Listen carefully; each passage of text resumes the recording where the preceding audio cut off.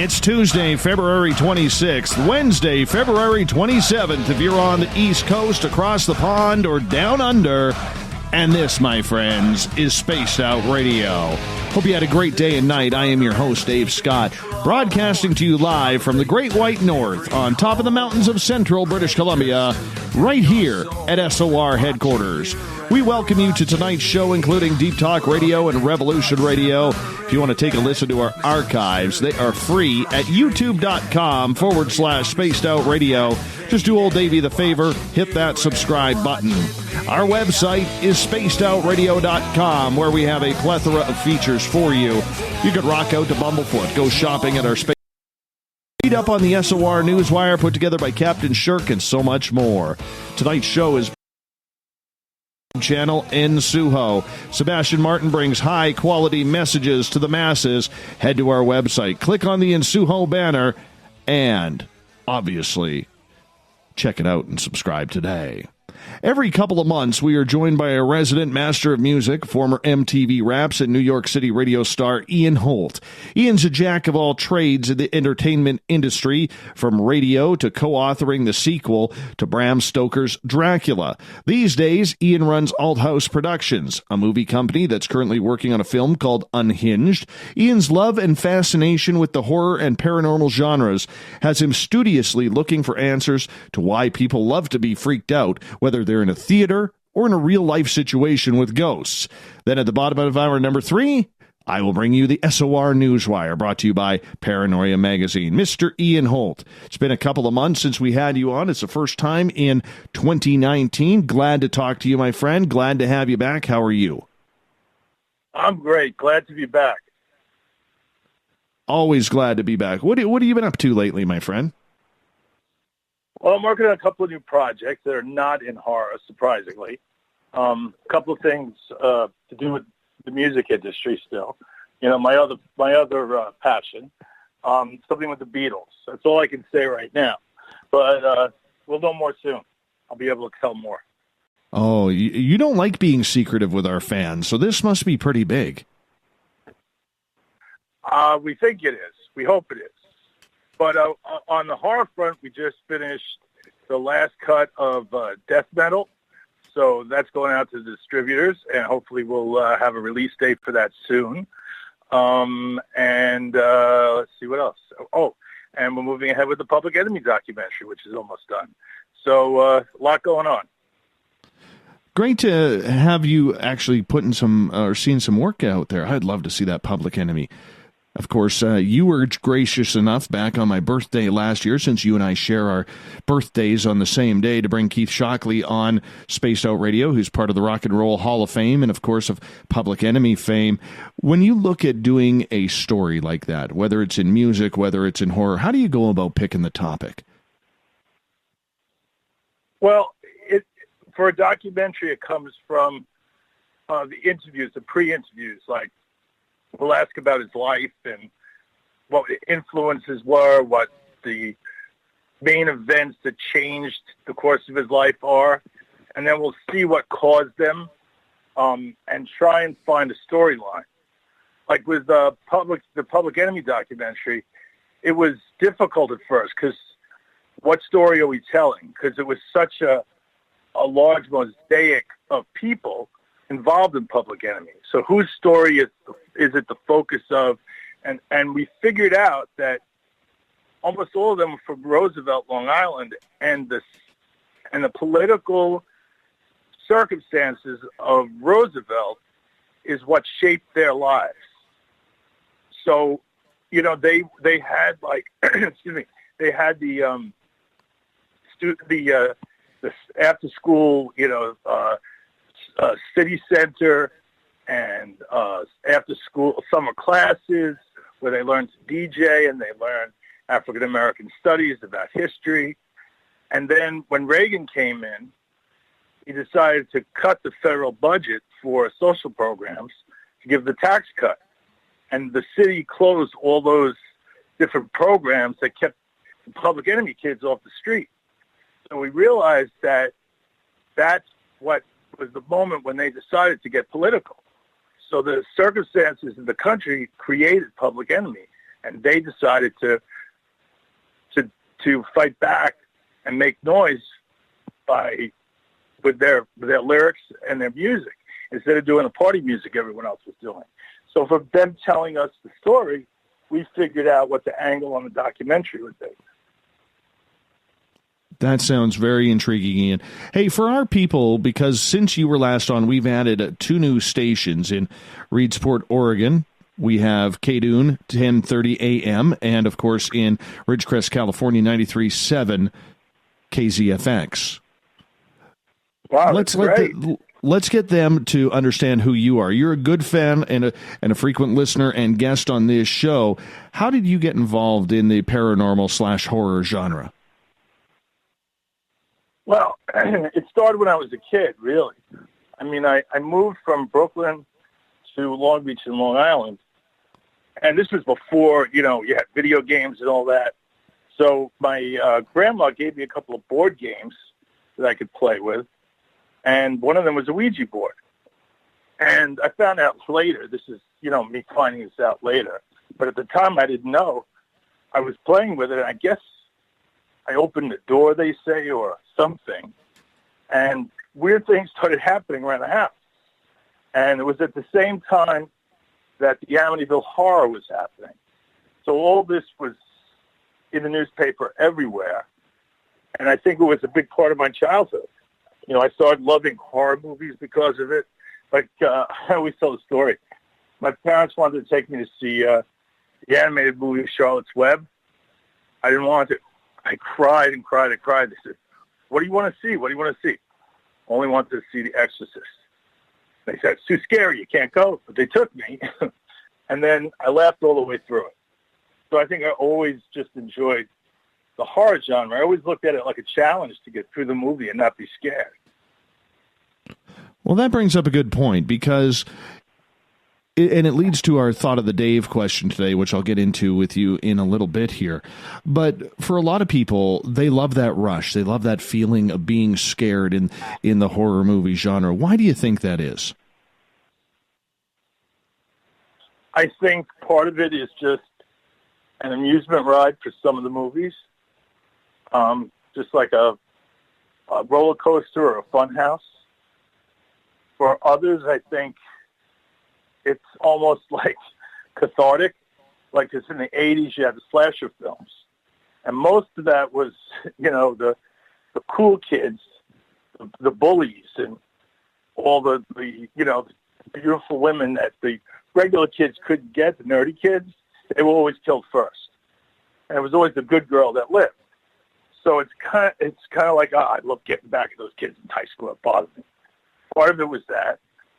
Part of it, it's a great date, first date especially, to do a horror movie. Because by the end of the movie, the girl's usually wrapped around you with your arms already, so half the work is done. You didn't have to talk about anything. So that's always good.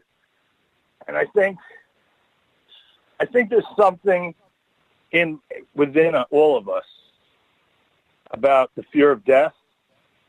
So when we conquer whatever evil is in the movie, even though it's going to come back in the sequel, when we see it conquered, it's kind of like conquering death in a way, even if it's just imaginary for a little bit. I think that's our subconscious reason why we like it. Mm-hmm. In regards to the whole fantasy, see, for me, when it comes to the horror movie genre, I like things that are possible. Like the slasher films, I never really got into, although I did say later on, after I saw A Nightmare on Elm Street a few times, I ended up cheering on Freddy because that seemed more fun than everybody else cheering on in the movie. But in regards to horror movies, I like the ones that seemed where I got really scared were the ones that seemed to be realistic. All right? Jaws sticks out for me. Jaws big time sticks out for me. To this day, I still, when I see the ocean, if I'm in an airplane, I can still hear that dun dun dun. I go into a swimming pool. If I'm the only one in the pool, I hear that shark noise. I mean, and my sisters forced me to watch it on television when I was 7 years old, and to this day, it still scares the daylights out of me because it's so possible. with a big great white shark that's, 30 feet out long. And I'm sure there's one out there. We just haven't found it yet. That's the type of movie I like, the thriller, the suspense. A lot of people didn't like the Blair Witch Project. I was freaked out by it. I absolutely was, because of the suspense and the possibility of getting lost in a forest and making it feel like you're running around in circles and there's some crazy man out there who's going to try and get you. I mean, that freaked me out. Why do you think people have such different variations and tastes when it comes to the horror genre? Well, some people go to horror movies purely for fun. They know they're not, like, most of the movies I do, they're amusement theme park rides. They're not really movies. So if they got good reviews, I'd be worried. The idea of the movie is to scare the hell out of people, not to create characters with a great story. It's set it up like the characters, give them, a reason for being there, and then go after them with the killer or whatever, or the demon or whatever it is, And then there's others like Silence of the Lambs or The Exorcist or Get Out that are, designed to be real movies. And I think some people go to watch horror movies that that don't like silliness or things that don't really make sense. Like, why is the girl going down the stairs into the darkness when she knows there's a killer in the house? Other people like to scream at the screen and be like, don't go down there, you idiot. That's the difference. So some people like the more reality-based horrors because if it's plausible and real, it's scary to them. Other people like to go to horror movies just to be frightened, like in an amusement park. So we all have different tastes, but we all, in the end, enjoy the thrill of it. The thrill and the idea of being scared for a lot of people. That is, like you said, that's the reason why people go. Yet there are some people, and there's always been this worry, Ian, even though we really haven't seen a pattern of it, that there's always this worry that there's going to be some sort of copycat syndrome when a popular movie comes out in the horror genre. And you think back to, they always, whether it's the media or the public or religious leaders, when it comes to a serial killer that's out there, they always try and point it towards a horror movie, much like they do with heavy metal music back in the 80s. I mean, I don't think you were a real rock band until you got blamed for some sort of, inhumane slaughter by someone. I'm thinking Judas Priest got blamed, Kiss got blamed, Iron Maiden, Wasp. There was a bunch of them that got blamed for it. And this kind of ties in the music to the horror genre and the whole copycat syndrome. Does it really say that the majority of fans of the horror genre really don't have those types of thoughts? And when I say the majority, I'm saying probably 98, 99%, if not more. I think horror fans don't have that problem, because they get out their aggressions and their frustrations watching the movie, for the most part. I don't think watching horror movies causes people to do, murder or to, be, any kind of sick things or anything like that from the movies. I don't think that, watching a horror movie has a cause and effect to crime. I any more than video games do. I think if you're a sick person, and you'll probably seek out violent material, but even if it wasn't there, you'd still commit whatever heinous act is in your head. It has nothing to do with it. I mean, they seek it out and they watch it because it feeds their madness and whatever, just like a regular person. It feeds their dark side, and they get out their jollies or their aggressions when they watch it. They feel, oh wow, I made it through the movie. I was all hyped up that my adrenaline got going, and they feel a little bit better. It is I don't know what the exact word is. I'm looking for the right word. It's kind of like in a way, a therapy session, I guess, because some, like, kids, they always say kids, when they watch the slasher films in the 80s, they felt better about going to school and better about the people they didn't like. They felt like, oh, we won one. So I don't think that it creates people doing crime. I think those people are sick and they do it anyway. Ian Holt is our guest tonight on Spaced Out Radio. He is the owner of Alt House Productions in the movie industry. Now, Ian, when we are looking at the side of horror and we talk about copycats and everything like that, are you surprised, though, that it hasn't happened more often? Because for a lot of people, we're always looking for a place to blame. We are always looking for something or someone to put the heat on the minute there's some sort of heinous act put out there. You know, I know you are a very big proponent to, you know, the horror genre as a form of art and as a form of fantastic stagecraft. But do you believe that, you know, that there is a reason why it's easy to blame and for people to try and use the horror genre or the metal genre in music as some sort of conduit, because we always need someone or something to blame? Well, I usually think, you know, for me, it's a scapegoat. Horror and violent video games and violent movies are a scapegoat because we don't want to face the fact that guns are still easy to get, and we don't, as part of our regular medical checkups that we have, don't include mental health screenings. So we have people that have, you know, mental problems that aren't being given help or aren't getting help from doctors. And we have, you know, gun laws that are flawed. I think that causes more violence. Well, that causes violence. It allows violence to happen. I mean, there's always been, you know, you kill someone with a knife, you're going to kill one or two people or slash a few people. You can't kill 40 people with a knife. And I think horror movies are not, you know, I don't know. I mean, audiences in horror movies, if you spend a lot of time watching movies, horror movies in the theater, it's mostly a fun experience. Everyone's getting along, laughing, they're shouting stuff out. You know, it's almost like a bonding experience. I don't think just watching horror movies makes people do crazy things any more than listening to music. You know, I mean, you know, Manson was crazy. He heard crazy things in Helter Skelter. Helter Skelter didn't make him kill people. It just, whatever he heard, how he heard the lyrics and the music, fed into his psychotic nature. So if you're planning to kill someone, you see a horror movie, you're like, yeah, Jason's great. Yeah, I guess.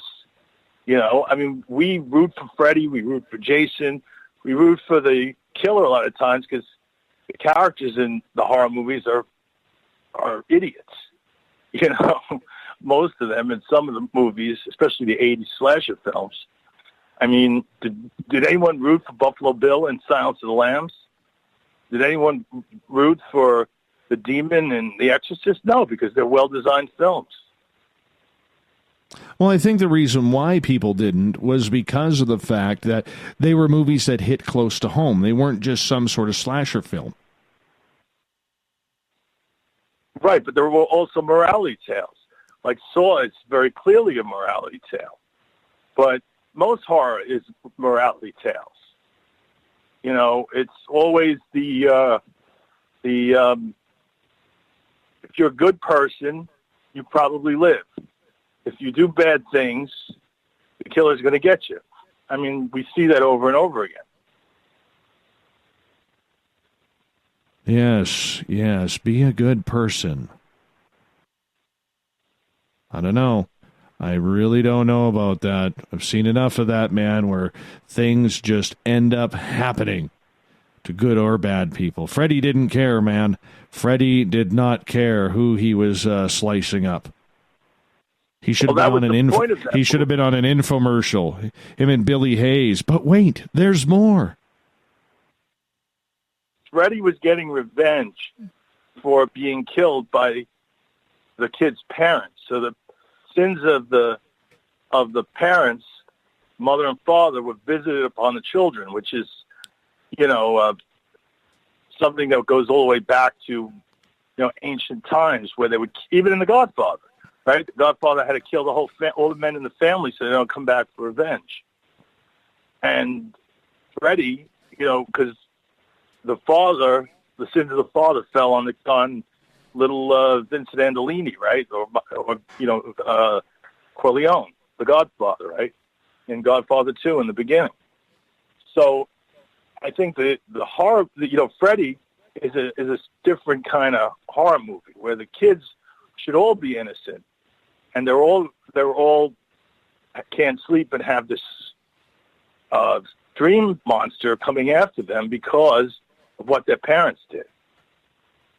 And it's a morality tale that even if someone's a killer, they have to be brought to justice. You can't be a vigilante. Wonderful. Wonderful. Do you think we will see another heyday of horror films like we did in the 80s? I think we're in one now.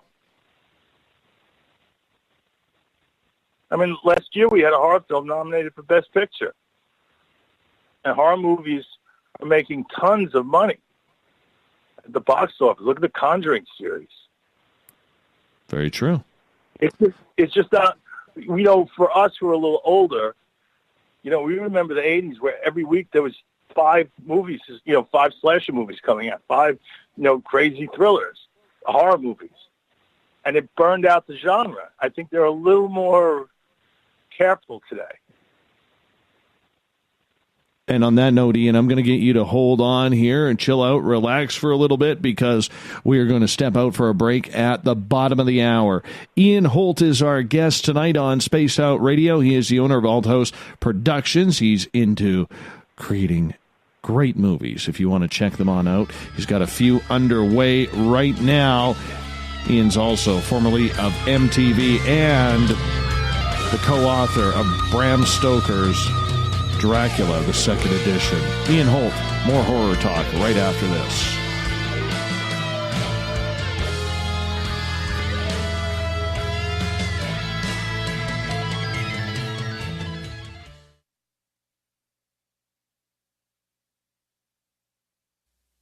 You're listening to Spaced Out Radio Live with Dave Scott on the Deep Talk Radio Network. Heading to Vancouver and looking for a night on the town? The Moose Vancouver is the bar that never stops rocking until 2 a.m. every night. The Moose has great food with everything on the menu from $6.95 to $8.95. Fantastic, vibrant staff and rock and roll that will bring you back to when the music was real, the hair was long, and the guitars were rocking. Get your party on at the Moose Vancouver, the official party bar of Spaced Out Radio. A timepiece is a reflection of who you are, and what better way to show off the real you than with an Escape watch? Escape is a lifestyle brand accessorizing your days and nights. Choose to escape and create the life of discovery that you deserve. Dream, play, unite with your own personalized Escape watch. Head to escapewatches.com. There is no time like the present to enjoy your escape. Use promo code SMF2017 for your 20% discount today. Hi, George Norrie here. Are you ready for UFO MegaCon, the immersion event? 7 days, 8 nights, 50 new speakers, UFO military witnesses, experiencer groups, skywatches, and so much more. Join me at UFO MegaCon, March 24th through the 30th in Laughlin, Nevada. Truly the one and only new information conference of the year. Now check it out at UFOMegaCon.com. That's UFOMegaCon.com. Are you tired of being blocked, shadow banned, or placed in jail for simply posting your thoughts on social media? Social Media Freedom can take care of that for you.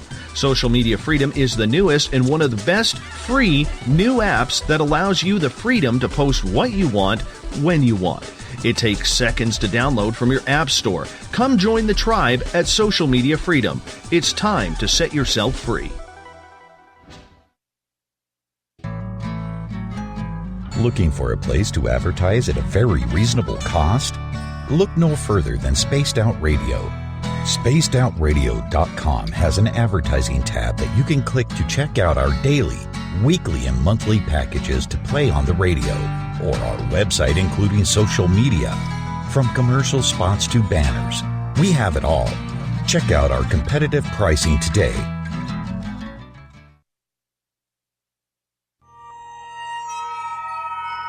You hear footsteps in the empty room above you. A rocking chair begins rocking by itself.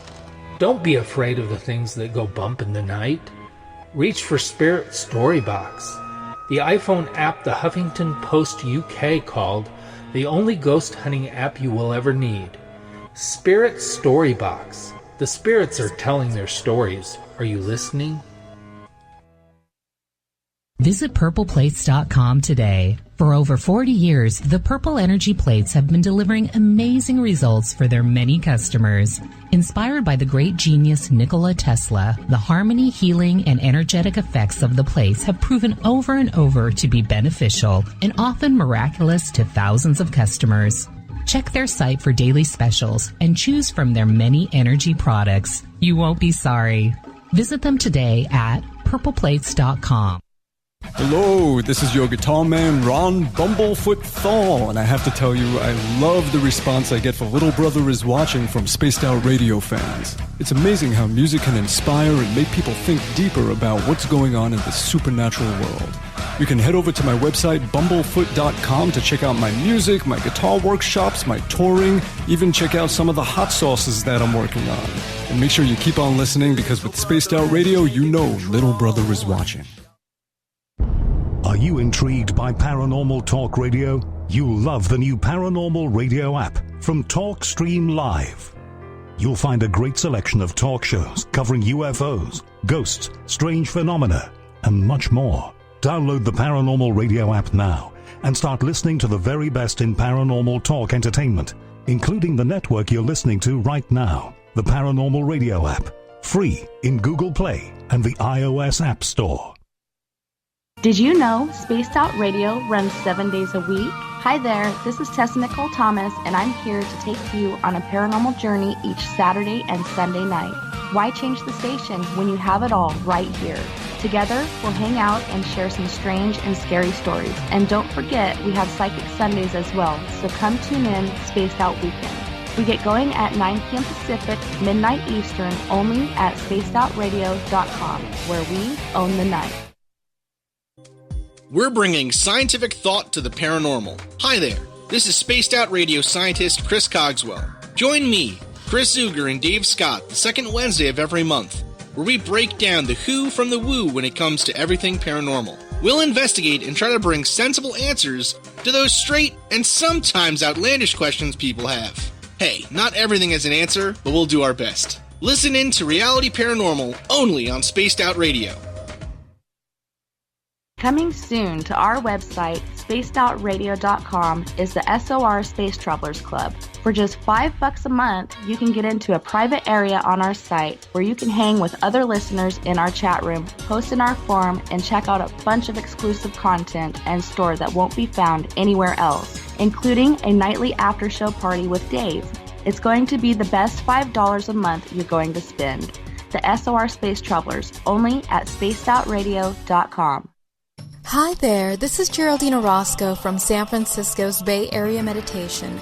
I invite you to join me the first Tuesday of every month with Dave Scott for Spaced Out Radio's The Spiritual You. In this fast-paced world we live in, it's time for you to take some time for you. We'll cover every possible subject from powerful meditation to healing techniques to your own intuition and spirituality. So come join us for The Spiritual You.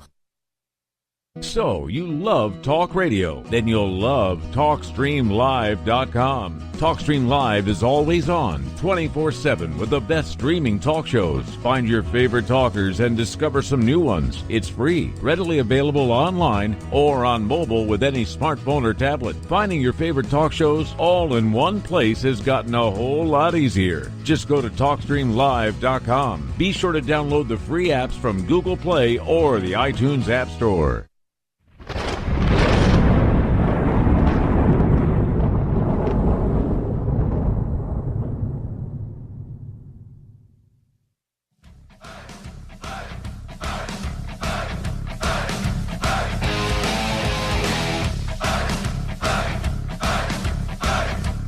Welcome back to the second half hour of Spaced Out Radio tonight. I am your host, Dave Scott, sitting in the captain's chair of SOR headquarters tonight. Remember, while listening to the show, you can always pop on over to our website, spacedoutradio.com, click on the shopping tab, and go get yourself a t-shirt, hat, hoodie, socks, whatever you need to dress up in the Spaced Out Radio gear. It's a good way to support this show, so go check it on out while you're listening in. Ian Holt is our guest tonight on Spaced Out Radio. We talk everything from movies to music and everything in between. He is the owner and president of Alt House Productions out of New York. And, of course, Ian, welcome back to the show. Hey, I'm back. You're back, man. How's the hair looking? How's the hair looking? Short. I pull it back in a ponytail now because it takes so much time to make it any other way. I'm letting it grow out, and we'll see. I'm going to go back to the long hair, I think. You should. One last try with the long hair before I lose it, right? Well, you know what? We can always hope that you don't, my friend. We can always hope that you don't. Bob has a question for you, and okay. Bob is the guy who intros me to the show every night, and we love Bob around here. Hi, Bob. Hope you're doing good. And Bob is asking about, the snuff films. There's a lot of rumor and conjecture out there that on the dark web there's a lot of these snuff films and black markets around there. How do those really affect what is going on in the horror genre? I don't think they do. I think those movies I guess they had some influence with movies like Hostel when the torture porn stuff was big, but I mean those movies are more like from 8mm. Remember the Nicolas Cage movie? Right. Or the what was it? There was a George C. Scott movie where he's looking for his daughter. I forget the name of that one. It was an old movie from the 70s.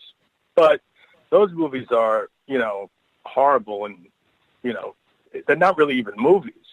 I'm sure there are horror movies where people are brought to be used in snuff films, but I can't think of any right off the bat. But I don't think they influence the horror genre. Yeah, I've never seen one. I hope I never do. I'm not a movie buff as it is. You and I couldn't be more polar opposite when it comes to that. But just the idea that there are, these, and pardon if I'm not trying to insult them, but I would call them sickos who are out there wanting to harm real people on film. That's really taking it to a whole different and sadistic level. Yeah, that's not even. Those movies are basically just watching someone be killed. I understand. I've never seen one, a real one, and I don't want to. Let's get to a question on Twitter. This one's from Quantex. He is asking, has there ever been a movie that was specifically made to interact with a Ouija board like 3D glasses? And should maybe somebody do that? Well, I don't think there has been. The closest you get is the Ouija movie, but it's been done for real with ghost hunters, ghost hunting shows where they, try to contact the ghost with the Ouija board. So it's done there. I can't think of a movie where they actually use a Ouija board for an interactive. But you know what? I could see an interactive horror movie where you're maybe online, where it's part of game. You know, I can see that where you're using the Ouija board to see. I mean, I can imagine something like that where you're using a Ouija board where it's a controller, maybe. I don't know, on screen. But it's very hard to do interactive films. I mean, the closest we come is Smellorama and Sense Around with the big speakers. If you remember that, in the 70s, that was around for a minute. Mm-hmm. And then you had the zappers in the chair in the 50s, or maybe it was the early 60s. I want to get to moving on, totally changing subjects here. This past weekend was the Oscars. And, of course, all the hype going in was about Bohemian Rhapsody. And a lot of people thought that should win the Academy Award for Best Picture. What was your thoughts on the Oscars? Did you catch them? Yeah, I watched them the next day. I watched them on Monday morning. But I think, first off, Green Book is a great movie, a really great movie. But for me, the movie of the year was Bohemian Rhapsody. It wasn't even close. I saw it 6 times. I loved it. If you haven't seen it, you have to check it out. But I think the problem with it was that it was a lot of controversy in the gay community because they thought it wasn't, for lack of a better word, I don't know if this is politically correct, but it wasn't gay enough. Like it downplayed the gay lifestyle that Freddie was into. And I don't agree with that, but I'm not gay, so I can't really speak for the gay community. But I think if it would have gone more, it wouldn't have made $1 billion, because some people would have been turned off to it. This was a movie for everyone could see. You know, there was nothing in it that, for some people that might offend them. You know, movie wasn't Cruising. I don't know if you've seen that movie, but it wasn't Cruising. It was trying to tell a story, and a lot of it was implied. Some of it was spoken about, but I thought it was great. I thought all the messages got through, and I thought it was fantastic. You know, one of the things that I didn't like about the Oscars, is, I don't know about you, man, but I'm going to go off on a little rant on this because I did on Twitter the other day. Queen opened up the Oscars with a few songs, and they have Adam Lambert singing for them, which I think Adam Lambert is an incredible voice, an incredible talent. But I hate it, Ian. I just hate it with all of these new singers who have to oversing every song. And when you get a band as iconic as Queen is, and you have, yes, they have to have a fill-in singer. Okay, it's only obvious that they do. But when you get someone who comes in there singing their songs but putting his own spin on when and how long to sing the notes and everything like that, it drives me nuts, man. Drives me absolutely nuts. I mean, it was, it's the same thing if you listen to Christina Aguilera or Mariah Carey or any of these. I mean, they're so talented, but they oversing every bloody song. And to me, I just can't stand it. I literally watched it and I turned it off. I said, oh, there goes Adam Lambert again, oversinging a Queen song. Because, you can go on YouTube and you can watch Queen concerts and watch them performing with Adam Lambert, and it's every bloody song. I mean, he's a great frontman, but shut up and just sing the song the way it's supposed to be sung, man. Tell me I'm not alone on this, Ian. No, you're right. I thought he oversang and had no stage presence at all. He was like standing there going, look at me, look how pretty I am, look at my great outfit. And he was standing in for one of the greatest frontmen in rock history. And he basically stood in one place.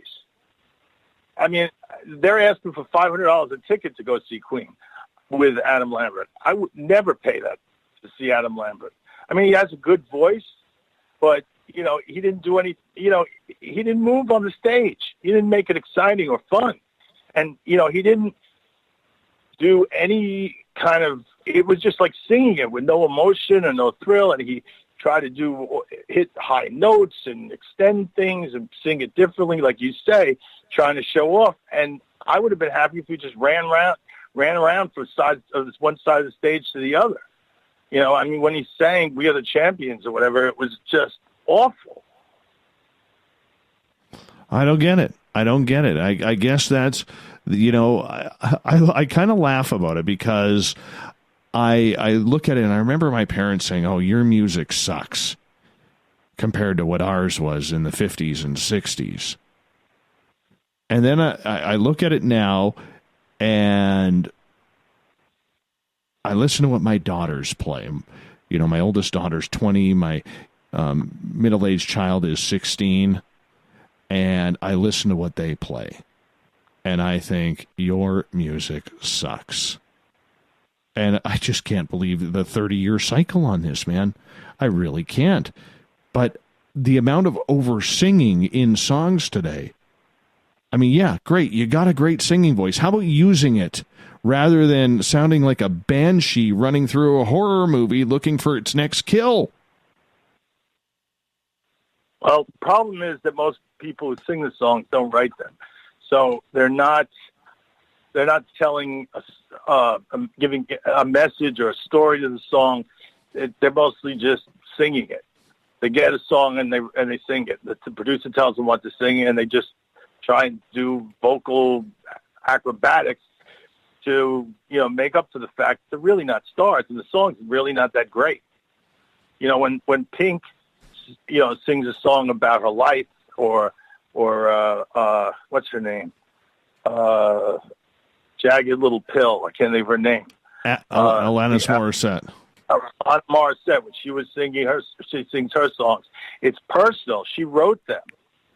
You know, and that's to me, that's the real artist does. They write their own songs and sing them, and that's when you get the best.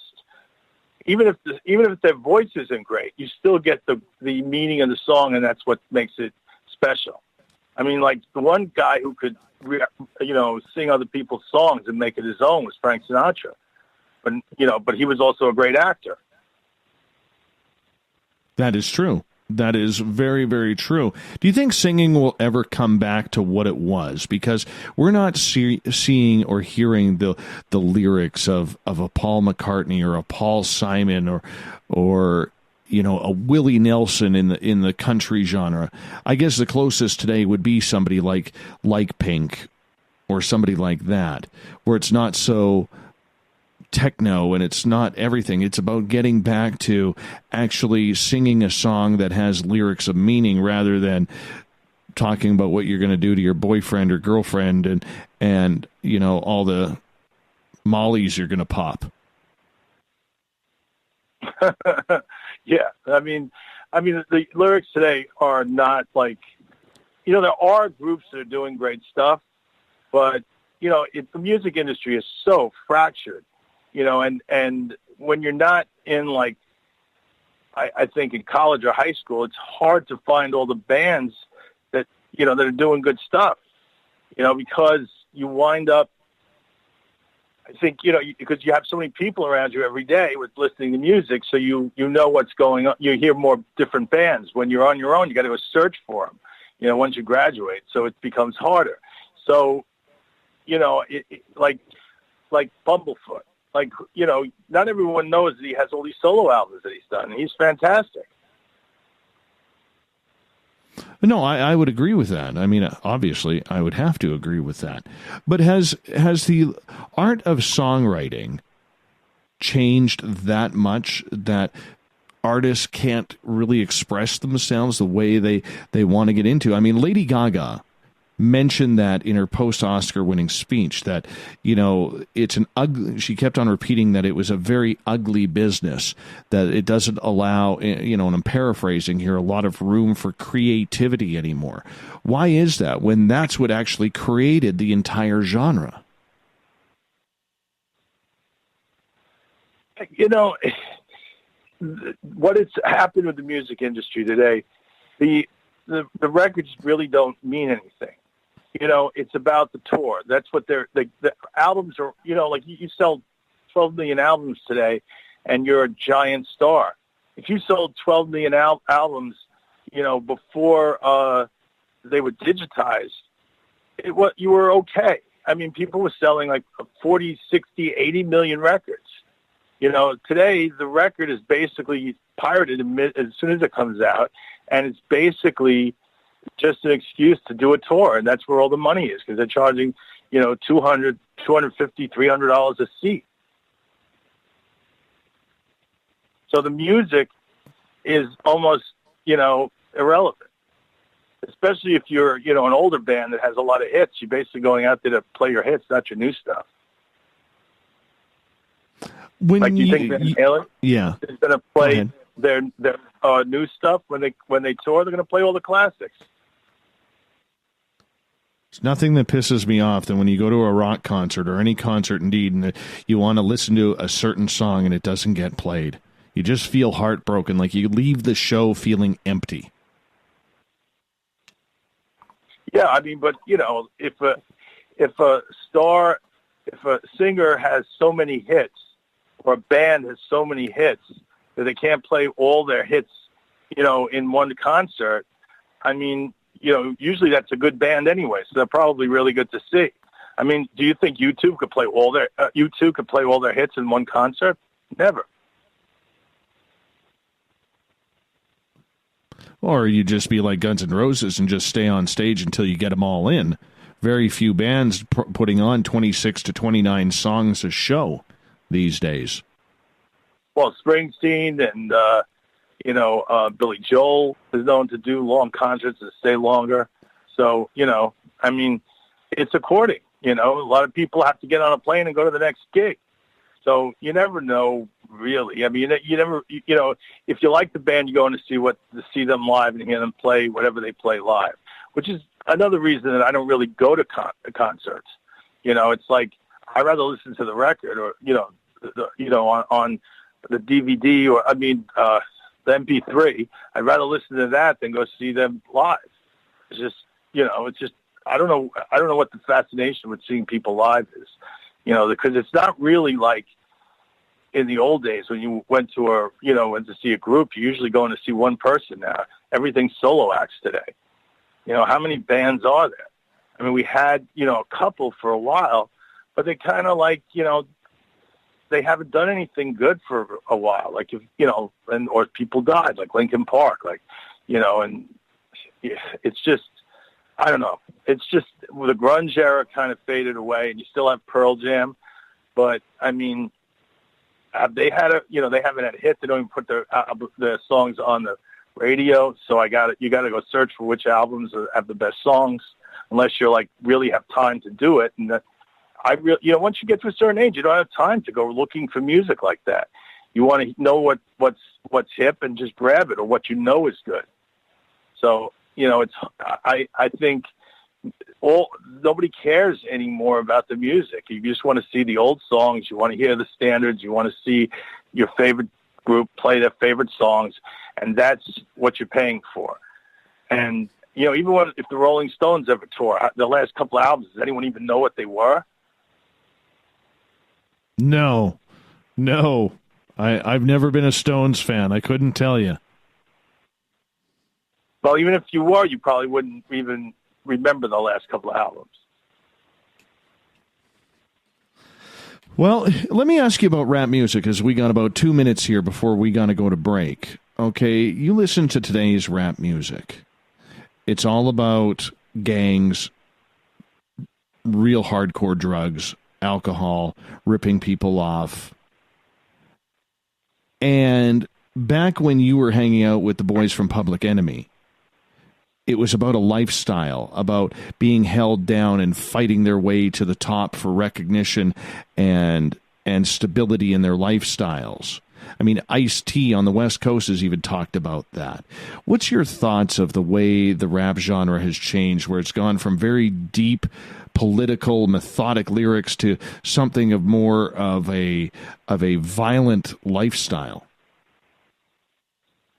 Well, interesting enough, this weekend I was at the Hip Hop Summit in Bridgeport, where, you know, I guess the OG rappers like Sugar Hill Gang and Grandmaster Flash and those guys were there to talk about the overuse of guns, violence, and drug culture in rap music today. And they were there to try and say we can't go on, or they can't go on because I don't make it, but they can't go on making glorifying drugs and guns and violence in the music, and then ask their political leaders to enact gun, you know, legislation that curbs the amount of guns in the community and help them with drug laws and everything else. If they're glorifying it, then they're hypocrites, and it can't go on. So they were trying to have this whole summit to talk about how to lessen that. So that it's on people's minds, and they're talking about it. It's just, you know, when you're young, you know, and you're making music, you want to do what sells, so you don't care about all that stuff. These guys are, you know, in their 50s and 60s now, so they have a different perspective. So they're trying to make noise to the new guys, the young guns, and I hope they get through. I mean, it is something that's discussed within the industry, and especially in the hip hop music culture. There's no doubt about it. I mean, you know, it's one thing when was the CNN of the streets, and it was about, you know, it was about telling what was happening in the neighborhood. But, you know, now it's like people were never involved. Like Ice-T was in a gang, so he was rapping about his lifestyle. Yeah, you know, Ian, you hold on right there. We're gonna pick this up right after the break here on Spaced Out Radio. We're gonna wrap up hour one, talking more music, horror, suspense, whatever it comes up with Ian Holt, because we love him here on the mighty SOR.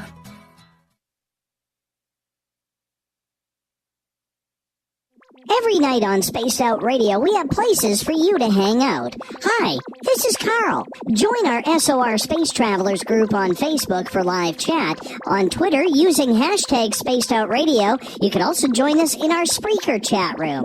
Check us out on Instagram at Dave Scott SOR. All of our archives are free on YouTube at Spaced Out Radio. By the way, I'll be watching you at your window until you do. Bye! Looking for the stories of the strange and weird that you will find hard to find anywhere else? Check out the SOR Newswire on our website. Our writers, led by Captain Shirk, are scouring the world for the oddest and most bizarre stories we can find. Everything from weird crime to suspenseful and paranormal. We're working hard for you to bring you the most intriguing news of your day. Check out the SOR Newswire at spacedoutradio.com today. You're listening to Spaced Out Radio Live with Dave Scott on the Deep Talk Radio Network. The Call of the Wild is in Vancouver. The Moose Vancouver is one of the hottest bars and restaurants in the city. Open until 2 a.m. nightly, the Moose will rock you like a hurricane all night long. Great food with everything on the menu at $6.95 near the corner of Nelson and Granville. Get your horns up and come rock with us. The Moose Vancouver, the official rocking bar of Spaced Out Radio.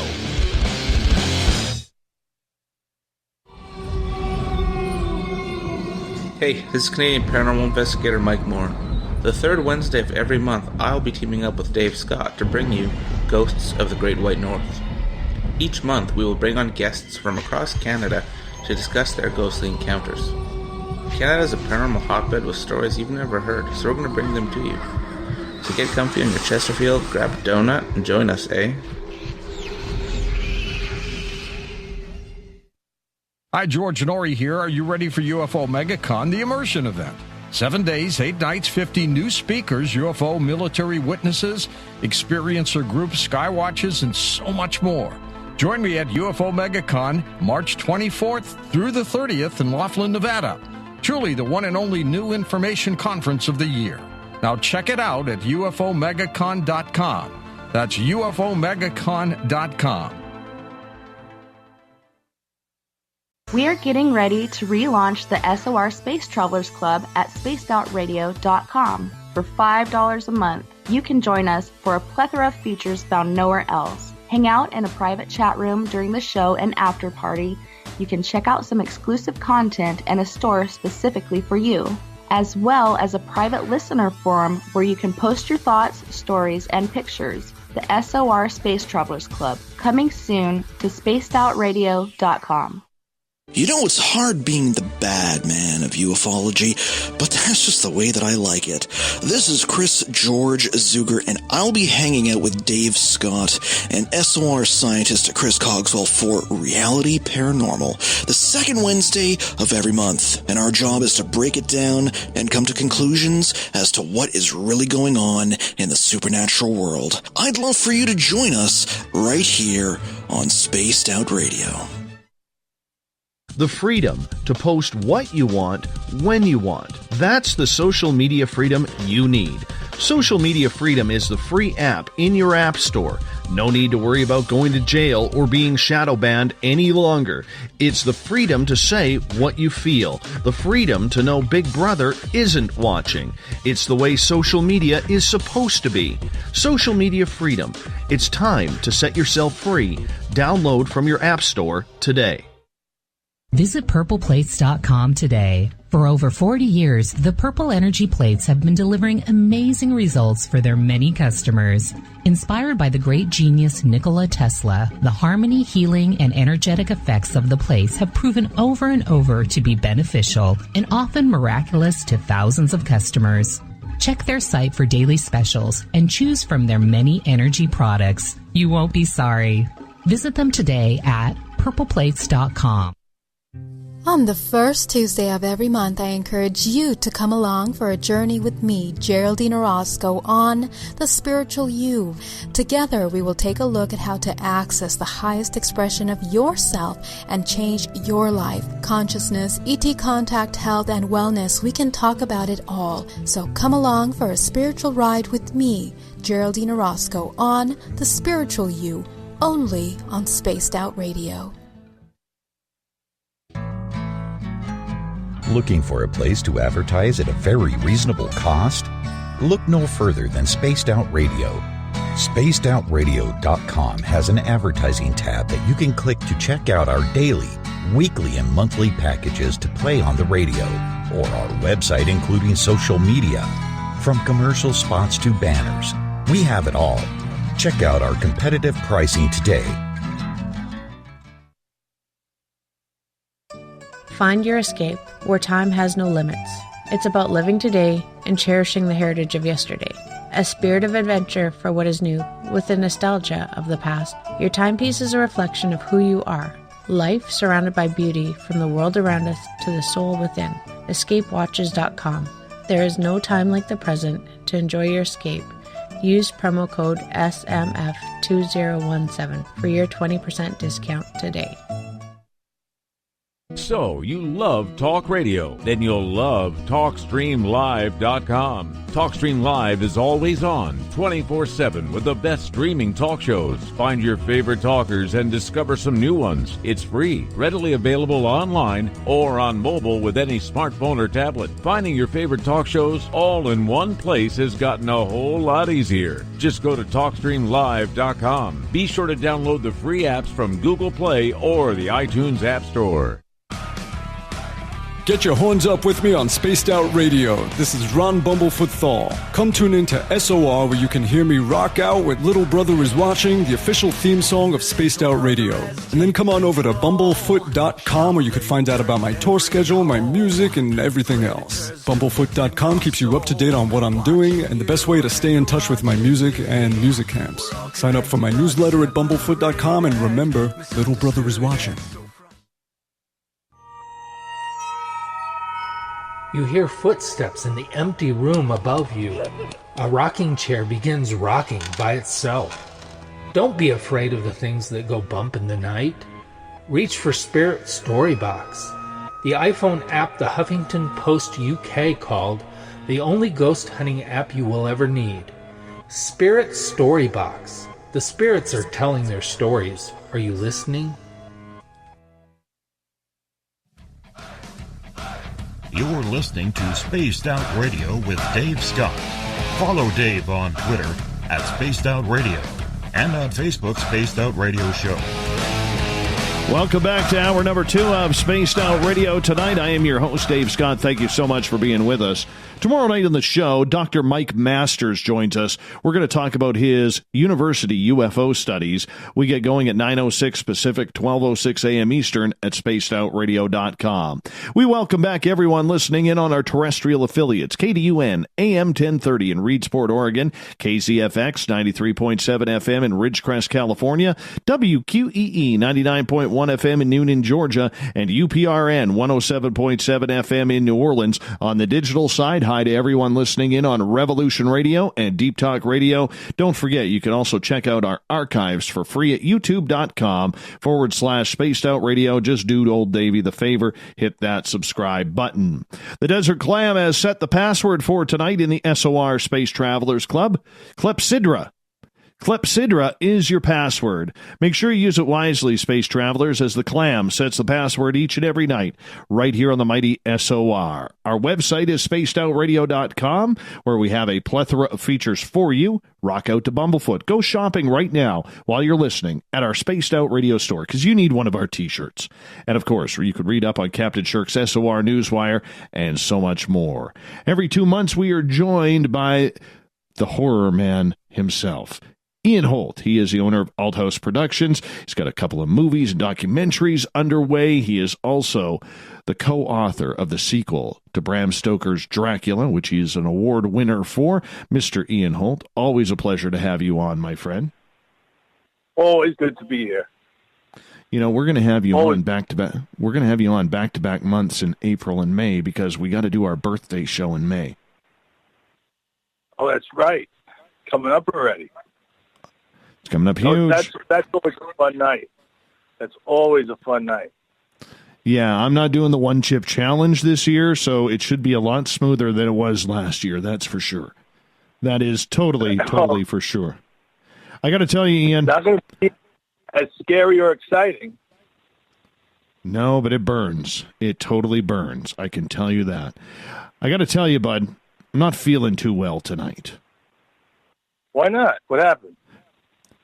I ate some pizza. That's what I had. Yeah, it's just not sitting well.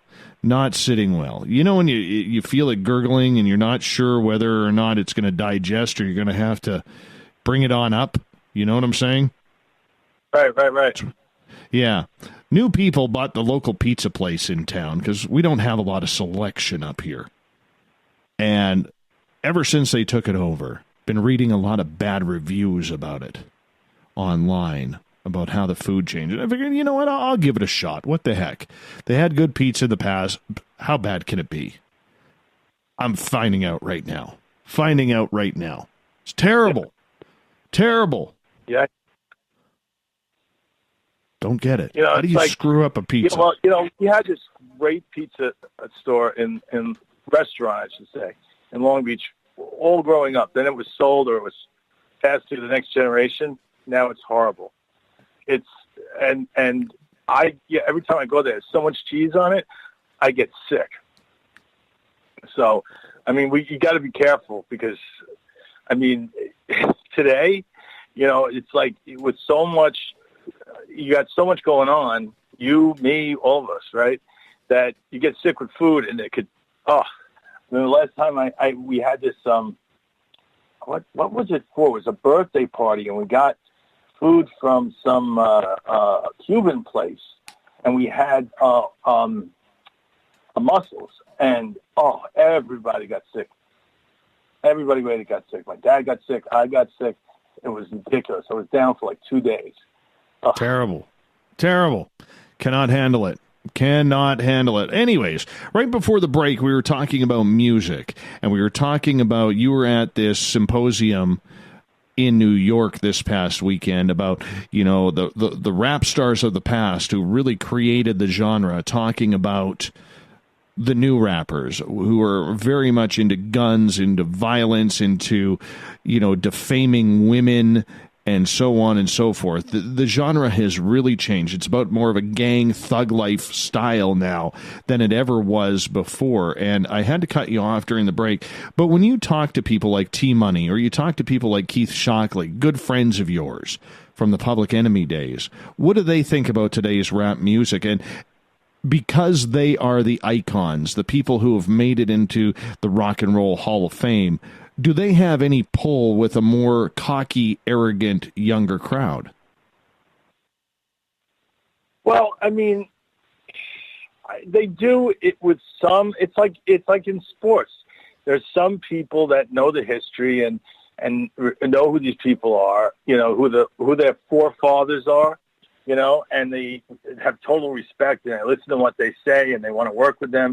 And then there's other people that just don't care. I'm going to, kids are today. They're going to say, I know better. I'm going to do what I want to do because, this is my art and my music. And, they're not really worried about being socially conscious. They're worried about making money. But once you've made the money, and you get a little older, maybe you have kids of your own, or you've seen a little bit more, heard a little bit more, or read a little more, you start to understand and, you start to change. I mean, even Jay-Z, his stuff, his early stuff is different from his stuff now because, he's married, he's a little older, and I think there's a lot of people now talking about it. So it's starting to get around, but it's what we buy. It's not so much, it's up to us too. It can't just be them because we buy it. So, I mean, if you as a listener don't like the violence and the gun culture or the drug culture in rap music, then don't buy it, or don't go see the concerts. If you have kids that listen to it and buy it or want to go see the concerts, talk to them.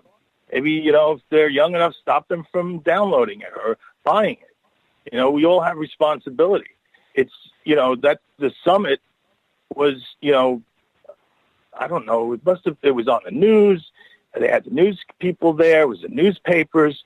It went from 10 a.m. until 3 o'clock in the afternoon.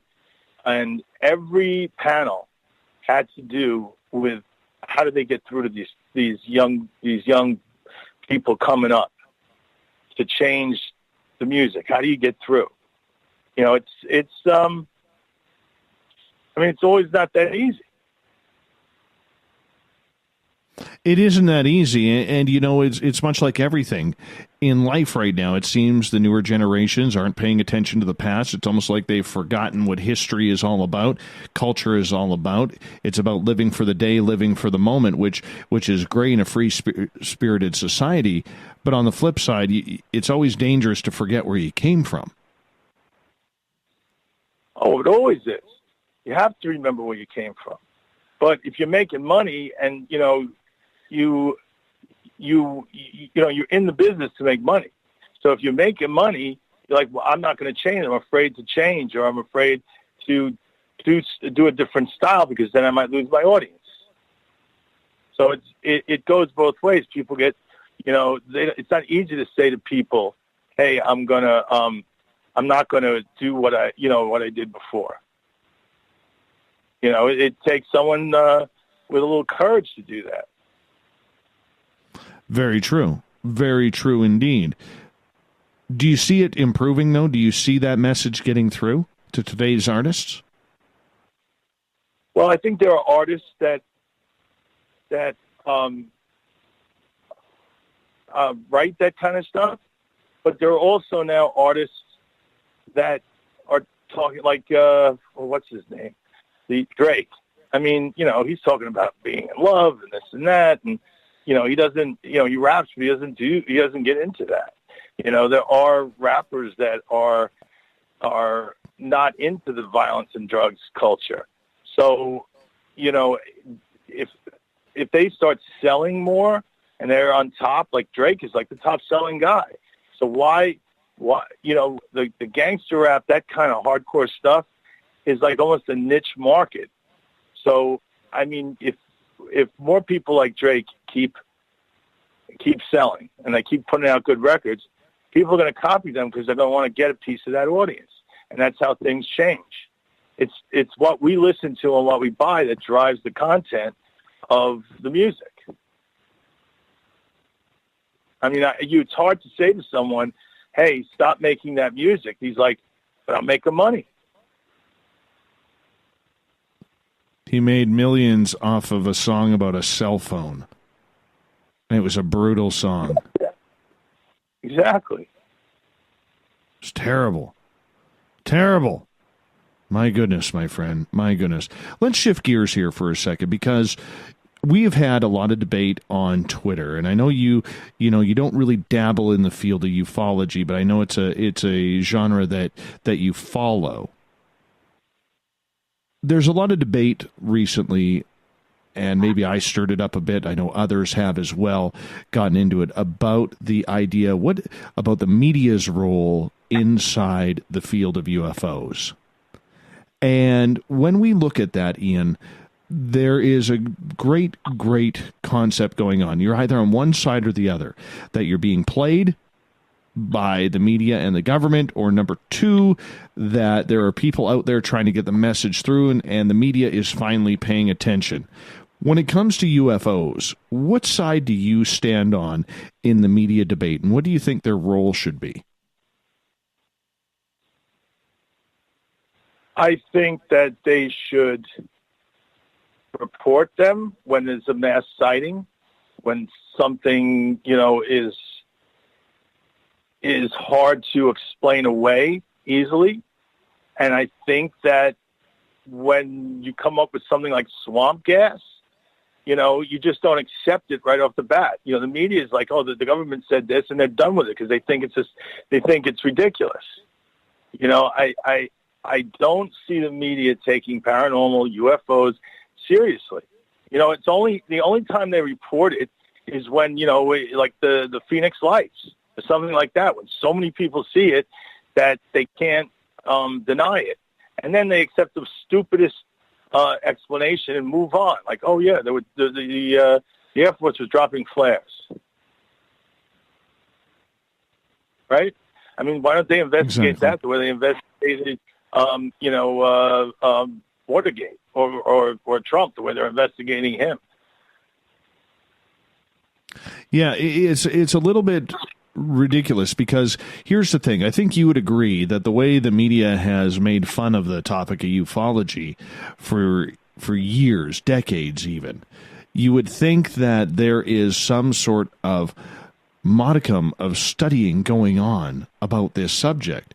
But as we've seen up until this point in the last year, which has really been called the year of the UFO, Ian, we see the media taking it and this subject a lot more seriously because they have to. The government spent $22 million researching this, as was reported.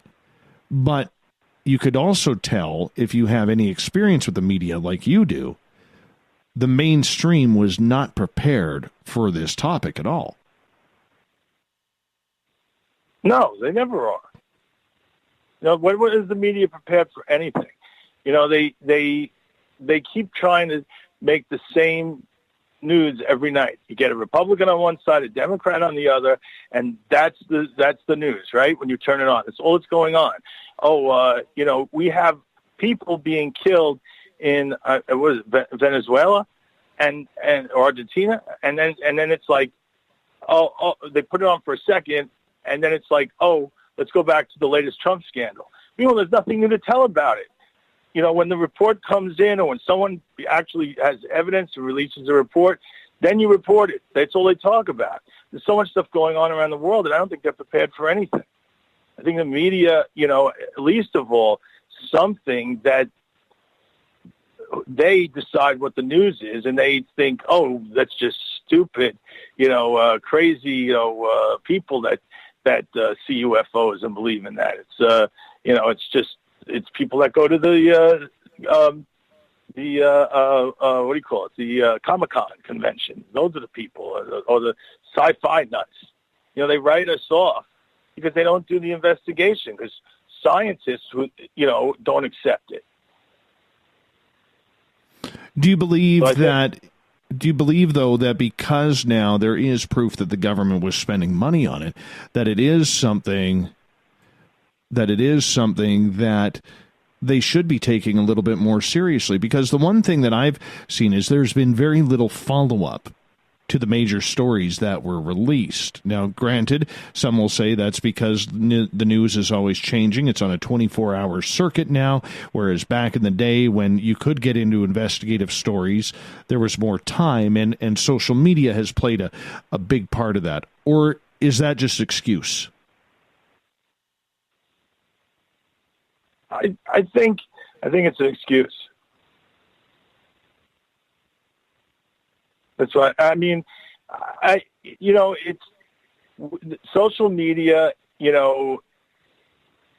If you post something about you've seen a ghost, or you post that you've seen a UFO, even if you have videotape, you're going to have hundreds of people attacking it. You know that. I mean, that's the way the media. That's the way the social media is.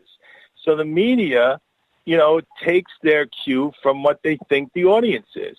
And one thing that I'm so supportive of your show, and what I love about it is, it's a great show that people can listen to and have fun with. And you do talk about a lot of stuff that interests people. But at the end of the day, if when your show takes off on every radio station you get, it makes the topic more mainstream because more people are listening to it. And at some point, there's going to be a tipping point where, to get ratings, they're going to want to talk about it. And they're going to do investigations, and it's going to become, the next generation, I bet, will be a lot more open. Next generation some coming up, these kids, when they grow up, they're going to be a lot more open to investigating this stuff and not be held back because, some elder scientist said, it's not a subject that we would spend money on for an investigation because there's nothing to it. It's swamp gas and pranksters and flares in the night from planes. I mean, it's just crazy stuff. So the media is only going to follow again as more listeners become involved and it becomes more of a mainstream topic. So we just got to get people to talk about it and to be interested in it. What should the media be asking, Ian? Be critical with this.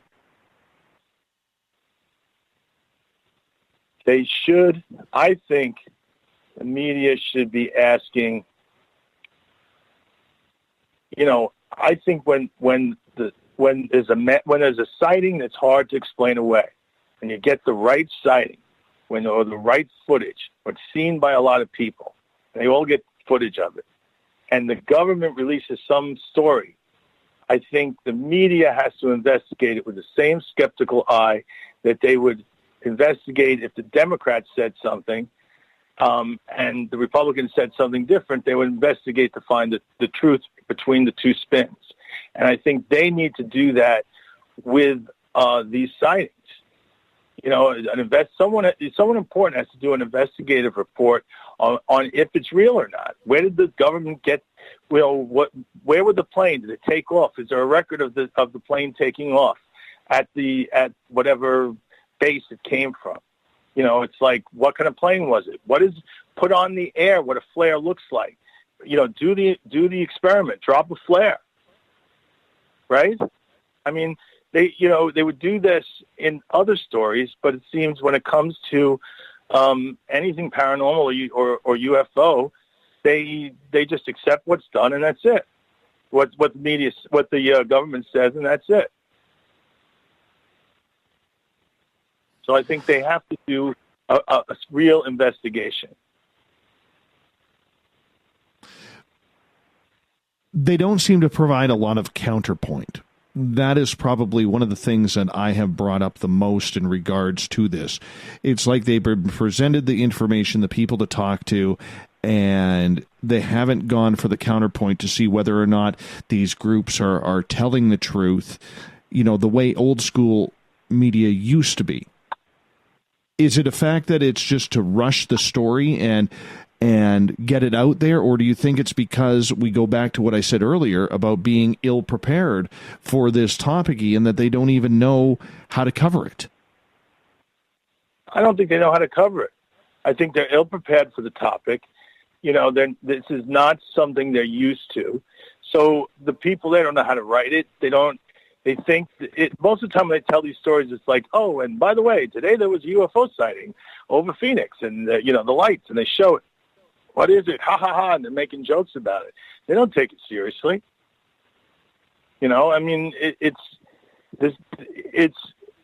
It's crazy that we've had UFOs since pictures of UFOs going back to art in the 13th, 14th century art. And we still don't give it any credence. I mean, there's something there that we don't understand.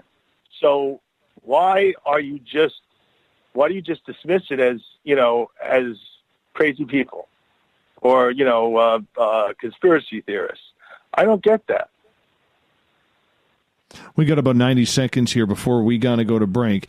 And so in that part, when you are looking at this subject, you're looking at the way Fox News or CNN or the New York Post is covering these topics. What would you like to see? Would you like to see more names, more situations? Should this be a subject that is covered almost on a weekly basis because there is that much news out there going on? Or should they be hitting up and putting pressure on more government officials? What's your thoughts? Go in depth.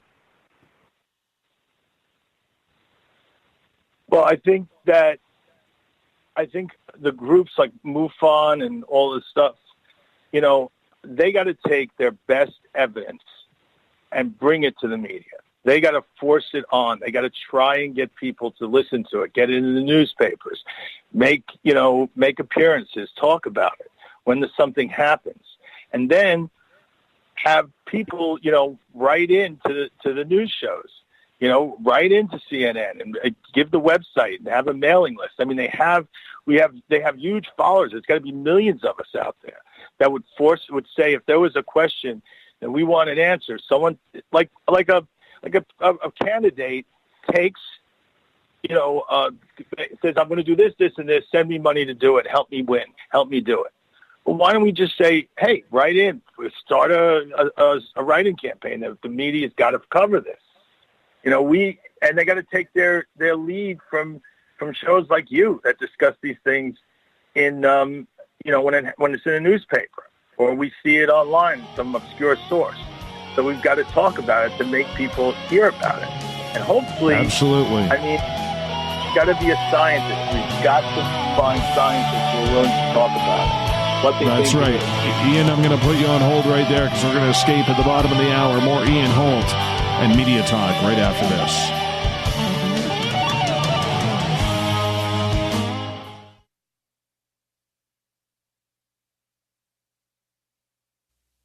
You're listening to Spaced Out Radio Live with Dave Scott on the Deep Talk Radio Network.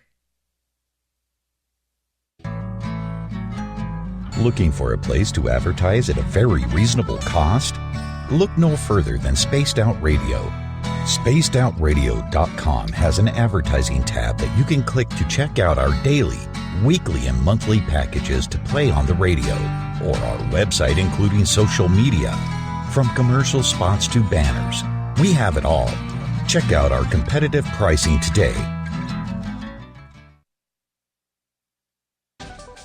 Are you tired of being blocked, shadow banned, or placed in jail for simply posting your thoughts on social media? Social Media Freedom can take care of that for you. Social Media Freedom is the newest and one of the best free new apps that allows you the freedom to post what you want when you want. It takes seconds to download from your app store. Come join the tribe at Social Media Freedom. It's time to set yourself free. Hello, this is your guitar man, Ron Bumblefoot Thaw, and I have to tell you, I love the response I get for Little Brother is Watching from Spaced Out Radio fans. It's amazing how music can inspire and make people think deeper about what's going on in the supernatural world. You can head over to my website, bumblefoot.com, to check out my music, my guitar workshops, my touring, even check out some of the hot sauces that I'm working on. And make sure you keep on listening, because with Spaced Out Radio, you know little brother is watching. Hi, George Norrie here. Are you ready for UFO MegaCon, the immersion event?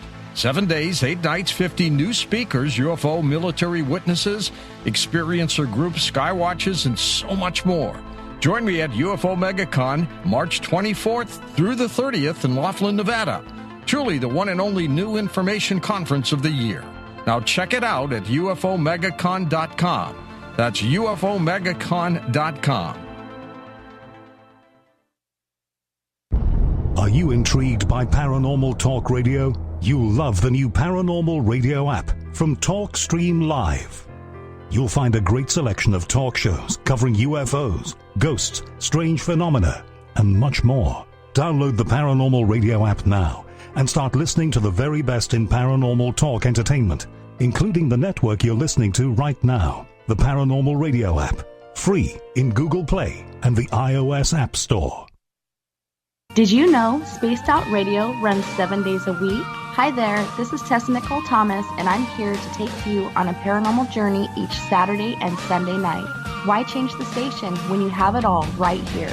Together, we'll hang out and share some strange and scary stories. And don't forget, we have Psychic Sundays as well, so come tune in Spaced Out Weekend. We get going at 9 p.m. Pacific, midnight Eastern, only at spacedoutradio.com, where we own the night. You hear footsteps in the empty room above you. A rocking chair begins rocking by itself. Don't be afraid of the things that go bump in the night. Reach for Spirit Storybox, the iPhone app the Huffington Post UK called the only ghost hunting app you will ever need. Spirit Storybox. The spirits are telling their stories. Are you listening? Coming soon to our website, spacedoutradio.com, is the SOR Space Travelers Club. For just $5 a month, you can get into a private area on our site where you can hang with other listeners in our chat room, post in our forum, and check out a bunch of exclusive content and store that won't be found anywhere else, including a nightly after-show party with Dave. It's going to be the best $5 a month you're going to spend. The SOR Space Travelers, only at spacedoutradio.com.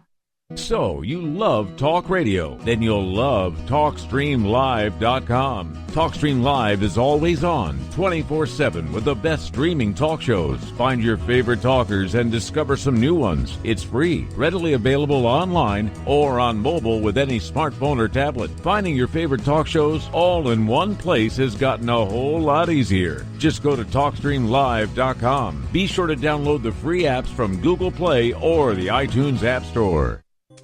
We're bringing scientific thought to the paranormal. Hi there, this is Spaced Out Radio scientist Chris Cogswell. Join me, Chris Zuger, and Dave Scott the second Wednesday of every month, where we break down the who from the woo when it comes to everything paranormal. We'll investigate and try to bring sensible answers to those straight and sometimes outlandish questions people have. Hey, not everything has an answer, but we'll do our best. Listen in to Reality Paranormal only on Spaced Out Radio. Hi there, this is Geraldine Orozco from San Francisco's Bay Area Meditation. I invite you to join me the first Tuesday of every month with Dave Scott for Spaced Out Radio's The Spiritual You. In this fast-paced world we live in, it's time for you to take some time for you. We'll cover every possible subject from powerful meditation to healing techniques to your own intuition and spirituality. So come join us for The Spiritual You. Heading to Vancouver and looking for a night on the town? The Moose Vancouver is the bar that never stops rocking until 2 a.m. every night. The Moose has great food with everything on the menu from $6.95 to $8.95. Fantastic, vibrant staff and rock and roll that will bring you back to when the music was real, the hair was long, and the guitars were rocking. Get your party on at the Moose Vancouver, the official party bar of Spaced Out Radio. Visit purpleplates.com today. For over 40 years, the Purple Energy Plates have been delivering amazing results for their many customers. Inspired by the great genius Nikola Tesla, the harmony, healing, and energetic effects of the plates have proven over and over to be beneficial and often miraculous to thousands of customers. Check their site for daily specials and choose from their many energy products. You won't be sorry. Visit them today at purpleplates.com. A timepiece is a reflection of who you are, and what better way to show off the real you than with an Escape watch? Escape is a lifestyle brand accessorizing your days and nights. Choose to escape and create the life of discovery that you deserve. Dream, play, unite with your own personalized Escape watch. Head to escapewatches.com. There is no time like the present to enjoy your escape. Use promo code SMF2017 for your 20% discount today.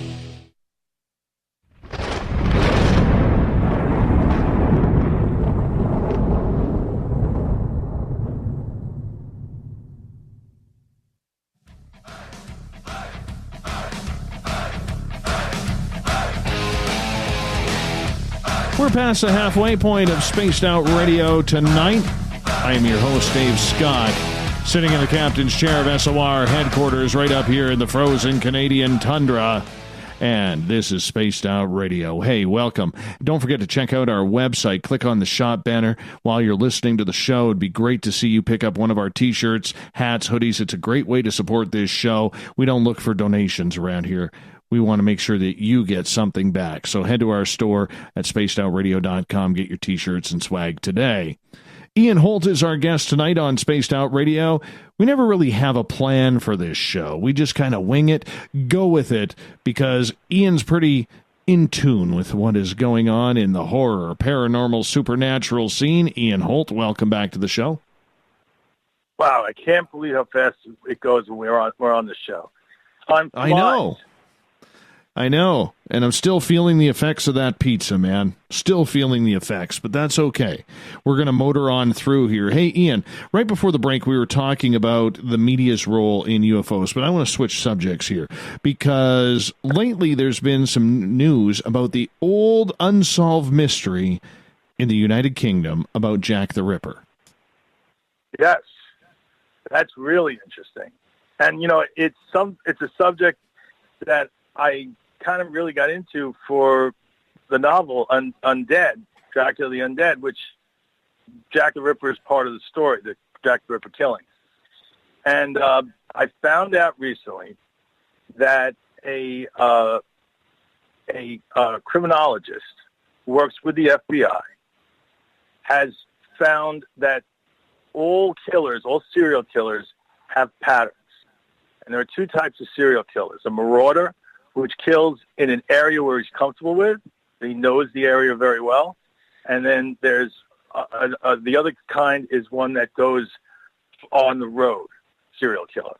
Like he's just, wherever he goes, he just kills and it doesn't matter. That's like Ted Bundy. Jack the Ripper was a marauder. And in marauder cases, you see a pattern. You can pick where the incident, the murders happened, where the bodies were found. And then a computer, they put in an algorithm which zeroes in from known patterns and finds almost exactly in an area within a mile, it's a square mile of where the killer would live. Because the killers have an area that's around their house where they never kill because it's too close. Then they have the kill zone, and then they have a zone that's too far away. They won't go because they're not familiar. So using this technology, they caught a killer in Vancouver. Someone killed 23 people. And once they used it there, the FBI asked to work there with this killer that owned a junkyard and was killing women. And now he killed more than 23. Killed more than 23, my friend. How much was it? I forget. They believe between 61 and 65, but he was charged with 35 murders.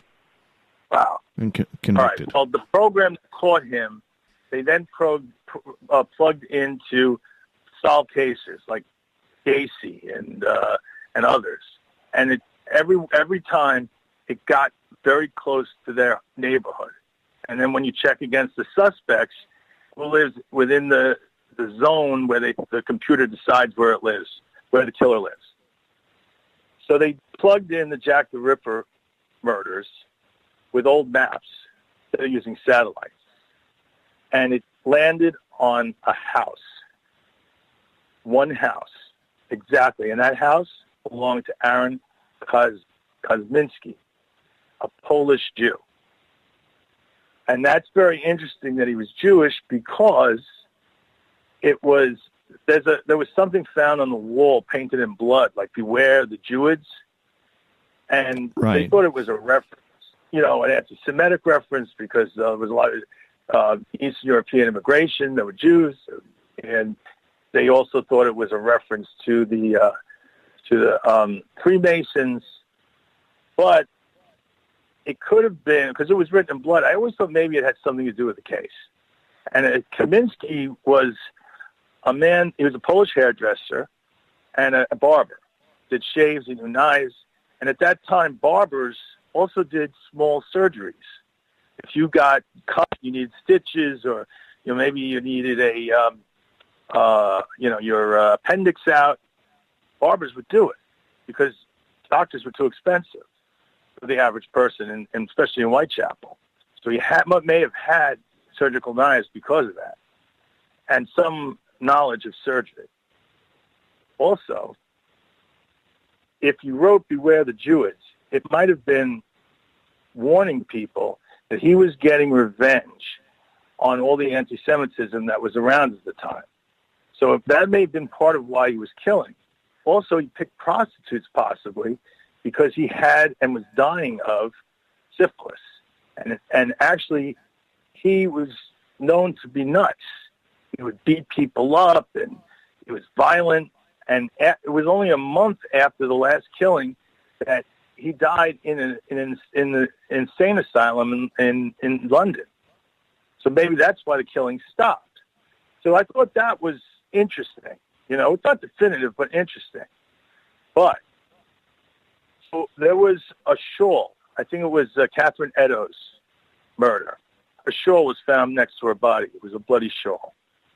And it disappeared.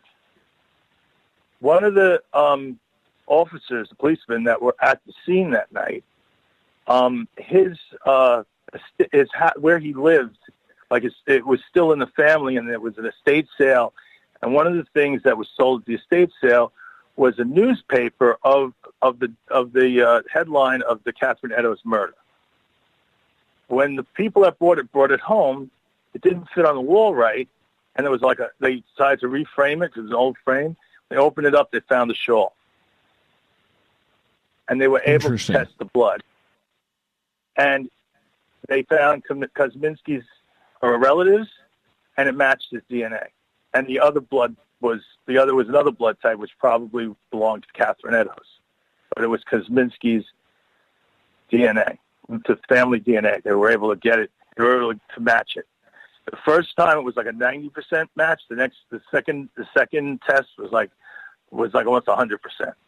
So the DNA analysis proved conclusively that it was the deranged Polish barber. And it fits the story because why did the killer stop killing? Because he was in a mental hospital and he died of syphilis. I mean, it was just astounding. Where do you think the police bungled this case? So many ways. I think the killer, Kosminski, if it was him, was either lucky or really smart. He wore gloves and things, so he didn't leave. And I don't even know at that time if they even had fingerprints. I mean, they didn't have DNA. They didn't have fingerprints. The crime scene technology was not very good. And I think, the police, I think the case was over-publicized, that the notes led police in a ton of different directions. The area where he killed people was filled with criminals and crimes. Almost everyone could have been a suspect. And I think also it was the first serial killing of its kind, and the police, again, like we talk about, were not prepared for it. And if you if you can get one thing out of the positive out of the Ripper murders, was it started to change police work, where they were starting to get more discipline in how they handle murder cases, and not just relying on, witnesses and finding witnesses and talking to people. It was the beginning of modern police work that grew out of the Ripper murders. Do you believe, though, that he acted alone? Because for a lot of people out there, Ian, the way Jack the Ripper was able to disappear within, sometimes as within a couple of minutes, if that, of police arriving on the scene, whoever this person was, whether it was Kosminski or whomever, they had to be prepping for a long time their escape route and their, and not just one escape route, but 2 or 3 different escape routes on how they were going to get away from that scene without being seen at all or being seen running away. I mean, there was some elaborate plans. It doesn't matter how bad the technology or the police investigation was. Well, I mean, you have to remember, you have to see the maps of Whitechapel at that time. There are a lot of, I guess what you call closes, which are little alleyways that lead, that there's no room, there's just a sidewalk size alleyway where people used to walk through to get to different buildings. They had closes going back to, the 12th century in London. They always had closes. There's a Mary Queen's Close in Edinburgh, which was found intact under the city. It's almost like a full little alleyway. You can go visit it. It's really amazingly creepy, but that's what this area was. And part of being a marauder serial killer is knowing your area. That's why he killed there.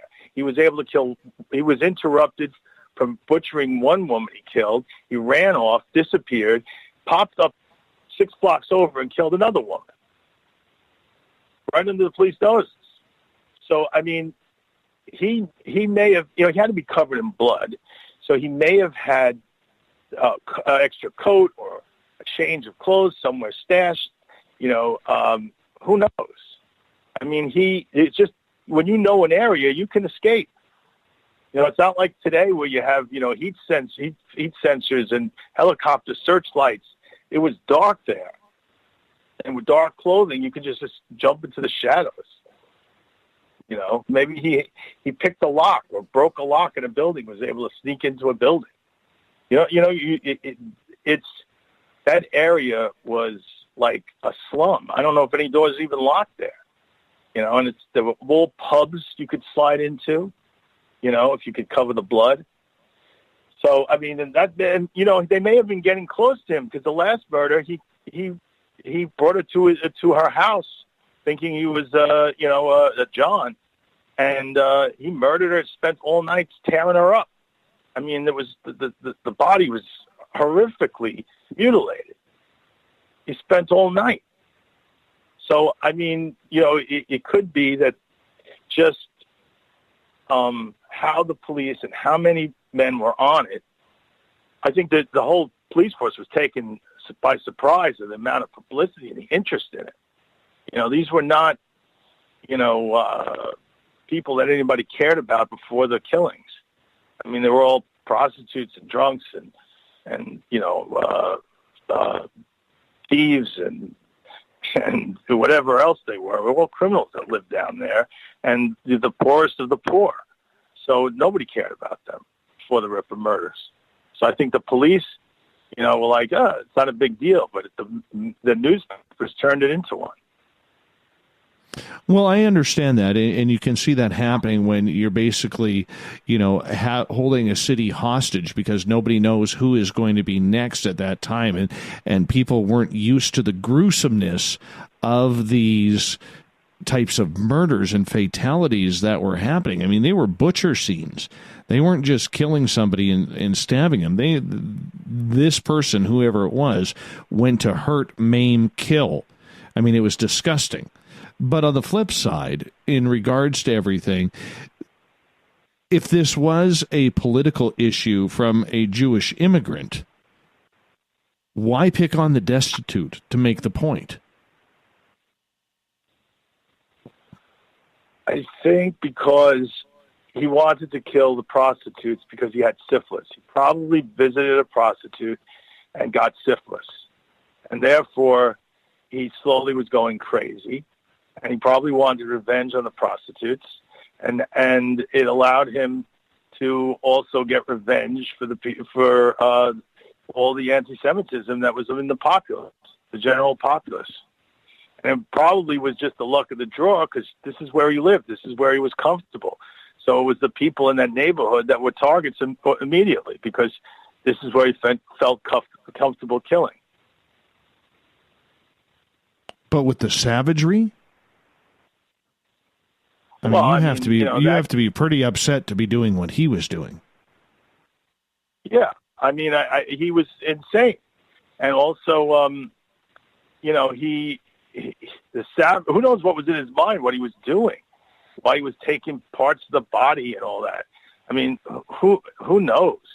I mean, he definitely wasn't thinking clearly.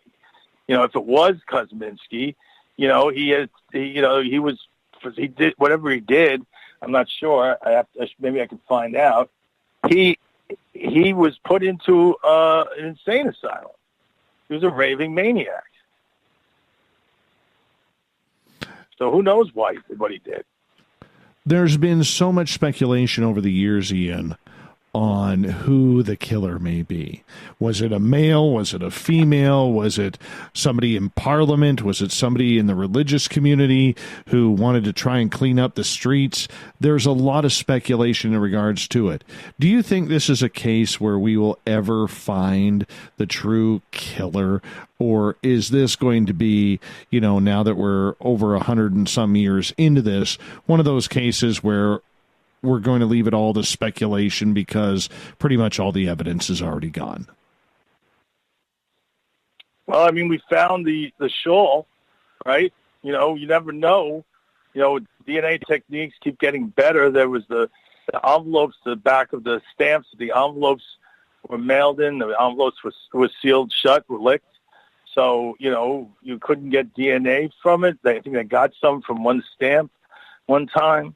So, I mean, who knows? I mean, there could be, science in the future could advance, but I don't think they'll ever definitively be able to say this is him, this is the one. Because first off, there are a lot of people that have theories and think that they've solved it. There are a lot of people that are angry with it, that this computer solved it. They believe, no, it's still someone else, So I don't think we're ever going to be able to say definitively who it was, but I think we can narrow it down a lot. And I think that, it's always going to, it's almost like if they solved it, it would be great, but also kind of sad. Like, don't you miss not knowing who Deep Throat was? Wasn't that kind of fun that he was this mystery man? Once it's solved, it's like, okay, it's not as much fun. I mean, I don't think the murders were fun, but I mean, the ability to go investigate for yourself and come to your own conclusions, I think, is part of why it's been such a interesting case all these years. A lot of people think it was H.H. Holmes before he moved to Chicago. What's your thoughts? I've seen that on the History Channel, and they made a good case. I mean, it's possible. It might even be possible because Holmes was seen with someone else, so maybe he knew Jack the Ripper killer. Wouldn't that be interesting? The way, it was in Silence of the Lambs that Lecter knew Buffalo Bill. I mean, it could be. I mean, they are very similar, in their killing styles. And Holmes was an escalating fetishist, so, he could have escalated to the point that he got to, mutilating his victims and all of that. So who knows? I mean, it was, he was a psychopathic genius, Holmes. Oh, that is very true. Very true. But in the end, as you've said a couple of times in speaking about this, the technology wasn't good. Do you think today's technology can bring us ever closer to whom we are actually looking for? I don't think today's technology and science can bring us any closer than what just happened in the past few months.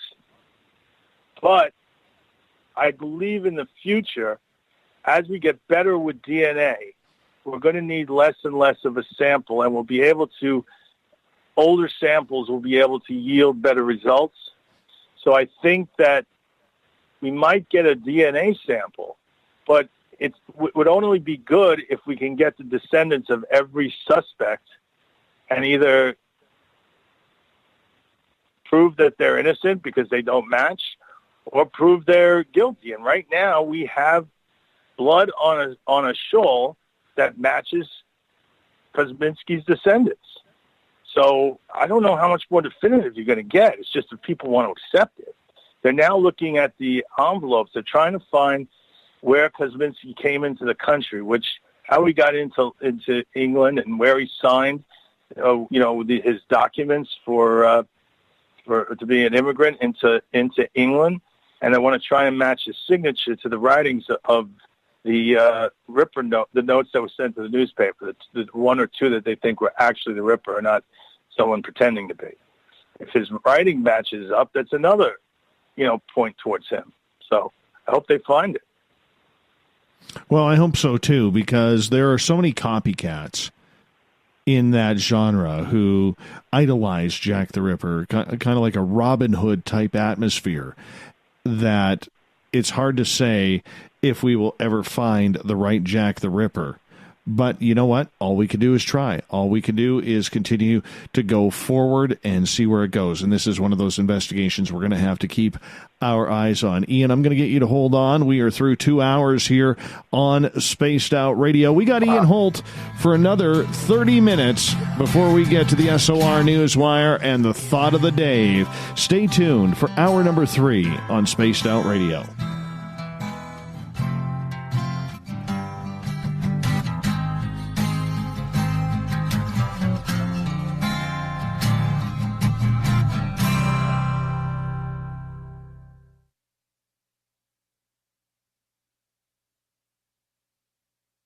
At spacedoutradio.com, we have a little bit of everything for you to stay up late. So while you're there, check out our SOR Newswire, where our team brings you stories of the weird and strange to the WTF from around the globe. News on Bigfoot, UFOs, paranormal, Darwinian-type crime tales. It's the stories that the mainstream media usually won't touch. Well, we got them all on the SOR Newswire, only at spacedoutradio.com. Come hang out with Spaced Out Radio, where we own the night. This is Carl. You can follow Dave on Twitter at Spaced Out Radio, and during the show, use the hashtag Spaced Out Radio to chat with us live. On Instagram, at Dave Scott SOR. On Facebook, give our page a like, Spaced Out Radio Show. SOR archives are free on YouTube at Spaced Out Radio. Come join us, or I will come join you. See you at your window. You're listening to Spaced Out Radio Live with Dave Scott on the Deep Talk Radio Network. Visit purpleplates.com today. For over 40 years, the Purple Energy Plates have been delivering amazing results for their many customers. Inspired by the great genius Nikola Tesla, the harmony, healing, and energetic effects of the plates have proven over and over to be beneficial and often miraculous to thousands of customers. Check their site for daily specials and choose from their many energy products. You won't be sorry. Visit them today at purpleplates.com. Hey, this is Canadian Paranormal Investigator Mike Moore. The third Wednesday of every month, I'll be teaming up with Dave Scott to bring you Ghosts of the Great White North. Each month, we will bring on guests from across Canada to discuss their ghostly encounters. Canada is a paranormal hotbed with stories you've never heard, so we're going to bring them to you. So get comfy on your Chesterfield, grab a donut, and join us, eh?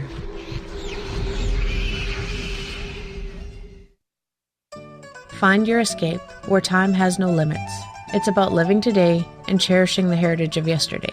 A spirit of adventure for what is new, with the nostalgia of the past. Your timepiece is a reflection of who you are.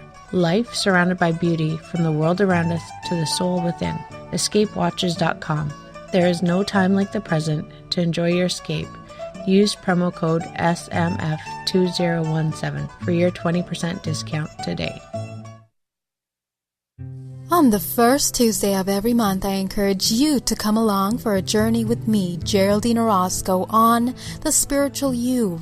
Together, we will take a look at how to access the highest expression of yourself and change your life. Consciousness, ET contact, health, and wellness, we can talk about it all. So come along for a spiritual ride with me, Geraldine Orozco, on The Spiritual You, only on Spaced Out Radio. The freedom to post what you want, when you want. That's the social media freedom you need. Social Media Freedom is the free app in your app store. No need to worry about going to jail or being shadow banned any longer. It's the freedom to say what you feel. The freedom to know Big Brother isn't watching. It's the way social media is supposed to be. Social Media Freedom. It's time to set yourself free. Download from your app store today. We are getting ready to relaunch the SOR Space Travelers Club at spacedoutradio.com. For $5 a month, you can join us for a plethora of features found nowhere else. Hang out in a private chat room during the show and after party. You can check out some exclusive content and a store specifically for you, as well as a private listener forum where you can post your thoughts, stories, and pictures. The SOR Space Travelers Club, coming soon to spacedoutradio.com. Looking for a place to advertise at a very reasonable cost? Look no further than Spaced Out Radio. SpacedOutRadio.com has an advertising tab that you can click to check out our daily, weekly, and monthly packages to play on the radio, or our website including social media. From commercial spots to banners, we have it all. Check out our competitive pricing today. So, you love talk radio? Then you'll love TalkStreamLive.com. TalkStream Live is always on, 24/7, with the best streaming talk shows. Find your favorite talkers and discover some new ones. It's free, readily available online or on mobile with any smartphone or tablet. Finding your favorite talk shows all in one place has gotten a whole lot easier. Just go to TalkStreamLive.com. Be sure to download the free apps from Google Play or the iTunes App Store. Get your horns up with me on Spaced Out Radio. This is Ron Bumblefoot THAL. Come tune in to SOR where you can hear me rock out with Little Brother Is Watching, the official theme song of Spaced Out Radio. And then come on over to bumblefoot.com where you can find out about my tour schedule, my music, and everything else. Bumblefoot.com keeps you up to date on what I'm doing and the best way to stay in touch with my music and music camps. Sign up for my newsletter at bumblefoot.com and remember, Little Brother Is Watching. The Call of the Wild is in Vancouver. The Moose Vancouver is one of the hottest bars and restaurants in the city.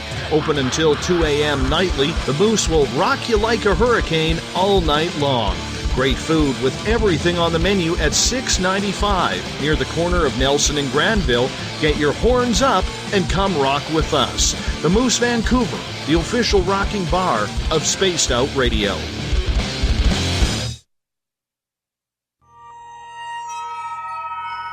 You hear footsteps in the empty room above you. A rocking chair begins rocking by itself. Don't be afraid of the things that go bump in the night. Reach for Spirit Storybox, the iPhone app the Huffington Post UK called the only ghost hunting app you will ever need. Spirit Storybox. The spirits are telling their stories. Are you listening? You know, it's hard being the bad man of ufology, but that's just the way that I like it.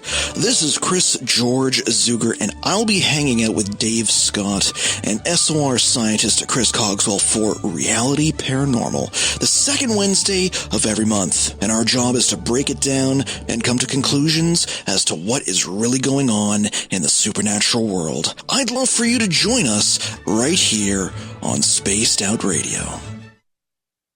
Hi, George and Ori here. Are you ready for UFO MegaCon, the immersion event? 7 days, 8 nights, 50 new speakers, UFO military witnesses, experiencer groups, skywatches, and so much more. Join me at UFO MegaCon, March 24th through the 30th in Laughlin, Nevada. Truly the one and only new information conference of the year. Now check it out at UFOMegaCon.com. That's UFOMegaCon.com.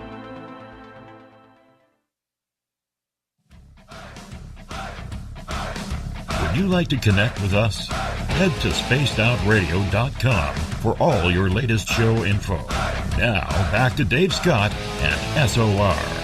Welcome back to the third and final hour of Spaced Out Radio tonight. I am your host, Dave Scott. Thank you so much for joining us tonight. Tomorrow night on the show, Dr. Mike Masters is going to join us. We're going to get into his studies and what he thinks is happening with the UFO field. We get going at 9:06 Pacific, 12:06 a.m. Eastern at spacedoutradio.com. We welcome in all of our affiliates, KDUN, AM 1030 in Reedsport, Oregon, KZFX 93.7 FM in Ridgecrest, California, WQEE 99.1 FM in Noonan, Georgia, and UPRN 107.7 FM in New Orleans. On the digital side, hi to everyone listening in on Revolution Radio and Deep Talk Radio. Don't forget, you can check out all of our archives for free at youtube.com/Spaced Out Radio. Just do Davey the favor and hit that subscribe button. The Desert Clam has set the password for tonight in the SOR Space Travelers Club. Clepsydra. Clepsydra is your password. Make sure you use it wisely, Space Travelers, as the Clam sets the password each and every night right here on the mighty SOR. Our website is spacedoutradio.com, where we have a plethora of features for you. You can rock out to Bumblefoot. While you're listening to this show, you can click on our website, go to our shop tab, because you'd look good in one of our t-shirts, hats, hoodies, you name it, we got it. And of course, read up on Captain Shirk's SOR Newswire and so much more. For the final time tonight, we introduce movie director, Alt House Productions owner, Ian Holt. He is the award-winning co-author of the sequel of Bram Stoker's Dracula. Guy's got a little bit of everything in him. We always talk music, horror, paranormal, anything to do with the weird and strange genre. Ian Holt, good to have you back, buddy. Good to be back. I don't get it. You know, time flies when we're on this. I think there's some kind of time shift happening, like with the Bermuda Triangle, or loss of time, because it just flies so fast. I would agree with you. And we're down to our last 20-some minutes. And Ian, right before the break, I got us to read out this tweet by Mr. Skeptic at hashtag Spaced Out Radio when we were talking about Jack the Ripper. He goes, "Relax. I heard OJ is also after the real Ripper murderer too." That's funny stuff. That is funny stuff. If you ever want to see really good snark, ladies and gentlemen, go to our Twitter page at hashtag Spaced Out Radio during the show. Read up on Mr. Skeptic. He's always good for a good laugh. And I'm sure he's eye-rolling as I mention his name on the air once again. Ian, one of the things that continues to have a lot of popularity is reality television. And when it comes to reality television, you know, we've seen such a diverse type of shows come on, from people trying to find ghosts, find Bigfoot, find the conspiracies behind UFOs, hunting Bigfoot, treasure maps like The Curse of Oak Island. There's a lot of reality television going on within this genre. Have we oversaturated the market with it? For my taste, yes, but I mean, they get ratings, so people are watching them. I think, you know, there's a lot of ghost hunting shows, but they all have a little different twist.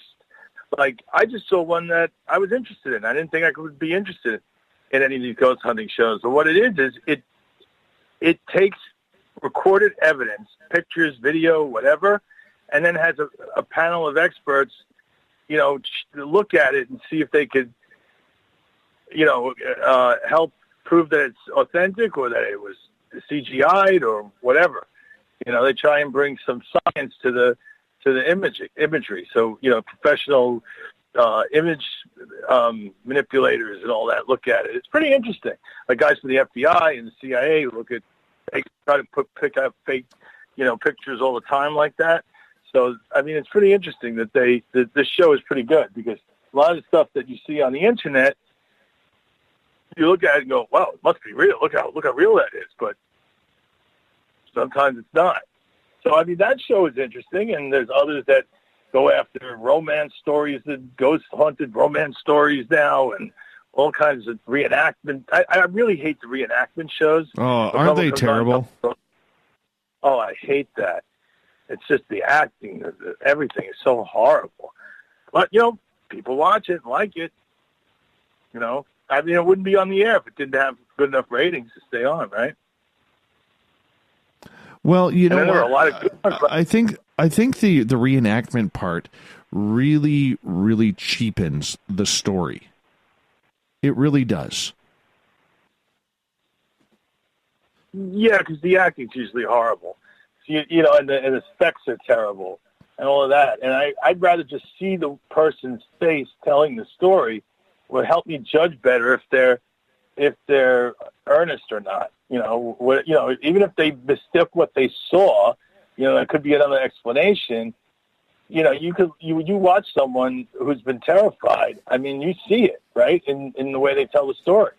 So I'd rather just hear the person be interviewed than see reenactments. Show me the house. Show me where it happened. Don't have to reenact the stupid thing, because it's just never going to be as, it's never going to be interesting for me anyway. That's just me. I love reality shows like Expedition Unknown, and where Josh Gates goes places, investigates, mysteries and lost treasure and haunted places and cryptozoology and UFOs and, everything. Where any kind of mystery, he'll go up to actual places and investigate and try and get evidence.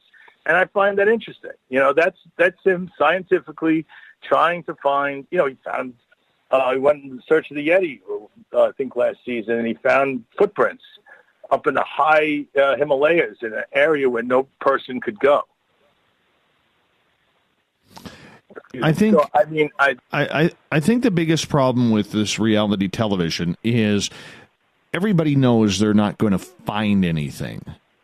We never see anything found. We barely ever see any high quality evidence, and maybe that's why the ratings are so high. Is you're always hoping that there is going to be something. You're always hoping that it's going to be there, and it never really is.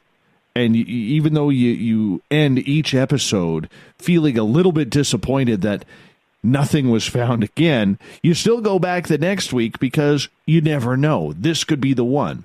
It's the way the editors build up the hype for the previews for the next show. And that's what keeps an audience around. They've perfected that. That's why they're in the business. However, do you think it would pay off for reality television if we ever found anything? Well, I don't know. I don't really agree with that. I think we have found. I mean, there have been episodes of Ghost Hunters where you clearly see, a shadow figure and ghosts and things move. And I mean, Josh saw, they went to this place in Peru, in the Patagonia, and they said there was always strange lights dancing in the sky, and there was strange lights dancing in the sky. Were they UFOs? Yes, by definition, an unidentified flying object. Were they alien? I don't know. But, I mean, we have seen, evidence. They've done ghost hunts and had, electronic voice, voice phenomenon, and disembodied voices. It's when you play back the tape. Everyone's seen that. I mean, we've had, EMT meters with temperature drops that are unexplained. I mean, we find evidence all the time. It's just all these shows take the evidence and it's on to the next hunt. And I would love one of these shows to actually bring this evidence over and over again to Harvard, scientists or some respected science haven and make them explain it over and over again until the point where they become interested enough to be curious themselves when they can't explain it. I mean, we have skulls found the elongated skulls. Some of them don't have the sutures that are in every human skull. They did DNA and it came back inconclusive of what it was. It wasn't exactly a human. So then what? Our species. It was something different. It was similar but different. So what was that? Is that a species with an elongated skull? Why are you not like? Why isn't this like, first page news of the science section in the New York Times? I mean, you just discovered another species of man, like a Neanderthal, that had an elongated skull that lived alongside us. But no, they want to say, oh, it's just a banded head as a child, and it made the skull like that. I mean, they just write it off. Let's get to Oak Island, because this, for people who don't know what it's all about, this is an island in the province of Nova Scotia here in Canada, where there is believed to be treasure hidden on this. Now, the island is said to be cursed and that nobody is allowed to find it, so on and so forth. What intrigues people going back to this? Is it the curse, or the idea that even though this small island has been searched over through and through, there are those who still believe there is some treasure hidden on there? Well, I mean, it's pretty documented that there was a money pit treasure. They called the money pit the original treasure dig that they did. And as they were digging, they found an area. I forget exactly how they figured out that this was the place to dig, but they saw something. They started digging, and they found trees in a platform, and then they would move them, and it would be more dirt. So they kept digging, and they got down a certain point, and there was a stone slab that was they were used like a code on it, and they were able to figure out the code. They said 90 feet down is an amazing treasure or something like that. And when they started digging further, the whole hole flooded. And since that time, and this has been recorded by people who have seen it, with many people, since that time, everyone's been trying to get down there. Even FDR in his youth went to Oak Island. But what keeps it going, besides the treasure, is the fact they keep finding, Knight Templar crosses and like they found runes now on a stone there. So I mean, I think there's been maybe Vikings and then it could be the place where the Knight Templar came to America after they left with their ships from Ireland. Maybe they brought and everyone thinks that they brought the treasure when they were in Jerusalem during the Crusades, and that's what King Philip was after when he had them all arrested and murdered. But the interesting thing is, he only arrested and murdered about 1,200. There was something like 23,000 Knights Templar. So the others got away on ships. They had a whole fleet. So where did they go? Many people think they became the Freemasons, and they were the first ones to discover America, and they settled it and wanted to build a new Jerusalem here. That's they keep finding evidence. They keep finding these, like they found this lead cross that they believe is 500 years old. So it's every time they go digging, they find something else that perpetuates. Oh, we got to keep investigating. We got to answer this question now. So it's a lot of stuff happened on that island. They had a freed slave who bought a little tract of land and was a cabbage farmer. And the next thing you knew, he was one of the richest men in Nova Scotia. Where did all his money come from? It's a lot of weird things happen on that island. But the interesting thing for me, or for us, is last week on the show, on the History Channel, it documents the search and the dig that's going on there. They brought in paranormal investigators. And, these guys that have been digging, they interviewed all of them. All of them had pretty intense paranormal experiences on the island. lights, in the middle of nowhere, screens, shadow people, intense feelings of dread and fear, noises coming down from the holes that were dug. They dig with these big steel like pipes, but they're huge. They're like 20 feet across, so a person can actually climb to be lowered in. So they dug down with these things like 100 feet, and you hear clanging and stuff, because the rumors is that somewhere down there, the people that buried the treasure were killed and buried down there to keep the secret of where the treasure is and how to get to it. So of people. It was really interesting, just because they never talk about that stuff, and in one episode they decided to go for it and do an investigation out of nowhere, and everyone there had experiences. Ian, there's a lot of people out there who will also say that, great that they're finding artifacts. Artifacts can be found anywhere, but this is also a good tourism revenue ploy for the area as well. There's a lot of that goes on around North America and the world, because let's face it, a little bit of, scary stuff or a little bit of legend really helps people when they say, oh, well, my town has this famous ghost or this treasure that it's buried or something along those lines. I know the community that I live in, there was a story made up that back in the 1850s during the gold rush, that there was a lady here named Agnes McVie who used to murder gold rush prospectors, steal their gold, and then throw their bodies in the lake that's about a mile from my house. Now, other people who've lived in this community for the last 40, 50 years will say that was a hoax in order to develop the area, to give it some mystique. How do we know this isn't the case with Oak Island? Because the island doesn't make any money on tourism. It's owned by the people that live there and do the digging. They bought the island. So, you can go visit. They have like a little visitor centers, but they don't charge anything to go in.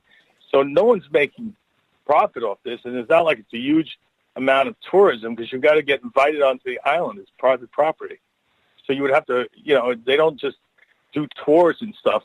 It's not a money-making venture, and it's far enough away from any town that no one's going to benefit from the Oak Island, tourist industry, because you can't go to the island. But when you're saying that there's a curse there, that intrigues a lot of people too. Yeah, it's part of the mystique. But it's one of many things. I think Oak Island is the kind of place where so much has gone on and been written and found there, and it's such a mixed up, intense mystery that I think it attracts people for a bunch of different reasons. It could be the treasure. It could be the hunt for the Holy Grail or the Ark of the Covenant, or it could be, pirate treasure. There's so many reasons.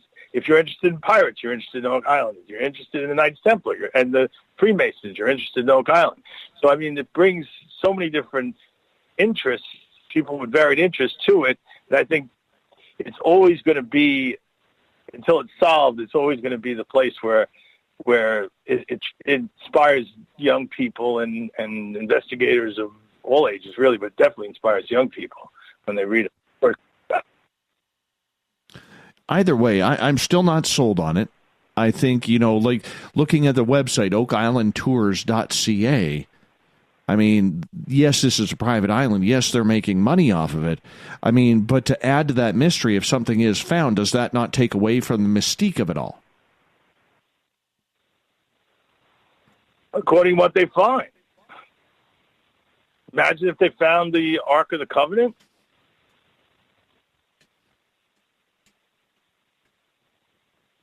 Well, I realize that. Imagine if they found millions in gold. Yeah, once it's solved, the mystery, I think people will go there just to see what happened, how it happened. I mean, people still go to museums to see stuff brought up from the Titanic or the Ochoa, the great Spanish galleon that brought millions of dollars of treasure. It was going back to Spain, sank. They found it in Florida, off the coast of Florida, in like 74, 76. It's the wealthiest treasure find in history, right, of a ship. And every time it comes around to the museums, everyone runs to see it. People want to look, and people have interest. What was on these Spanish galleons, old galleons? Well, I mean, I got interested in King Tut. I wanted to see his treasures when I was a kid, so I went. The whole idea of it being so old, it was interesting to me. So I think people will always want to go there, even if it's solved. I don't know. I think people, like getting back to the whole reality television thing, I think people don't want to see things solved in the end, my friend, because that kind of means that the mystery and the mystique of everything is over. Not necessarily. I mean, even if they found the body or definitive proof of a Bigfoot, it would start the next mystery. Well, is the Chupacabra real? Or how many Bigfoot are they? What are they like in the wild? Where are they? You know what I mean? Is the Yeti real? Is all the different furry, men in the woods or in the snow and all around the world where they have them by different names, are they real too? Is this like some creature or what's its intelligence like? All these questions we're going to want to know. So when a mystery solves, it's just the beginning. My friend, we only got about a minute left with you tonight. Tell people where they can find your information, where they can find your movies, your documentaries, and learn more about you, buddy. Well, you can find most of the movies I do on IMDb. I'm Ian Holt 2. You can also find me on Facebook, Ian Holt. And my movies are at Amazon and I believe Netflix and on iTunes for download or for just to rent and watch. Always a pleasure, buddy. The book is available everywhere. Yes. Give a shout out to your book because we need to tell people about that. Yes, it's called Dracula the Undead. I wrote it with Bram Stoker's great-grandnephew, and it's the official sequel to Bram Stoker's Dracula from the Stoker estate. Love it. Love it. Ian, my friend, we will talk to you next on Tuesday, April 30th, as you close out the fourth month of the year. Always a pleasure to have you on the show, bud. You take care and have a great night and get back to work. You got some movies to do. Absolutely. It was great to be here, and to everyone, good night. Coming up next, I'm bringing you the SOR Newswire, brought to you by Paranoia Magazine. Stay tuned. The Thought of the Dave is coming up as well.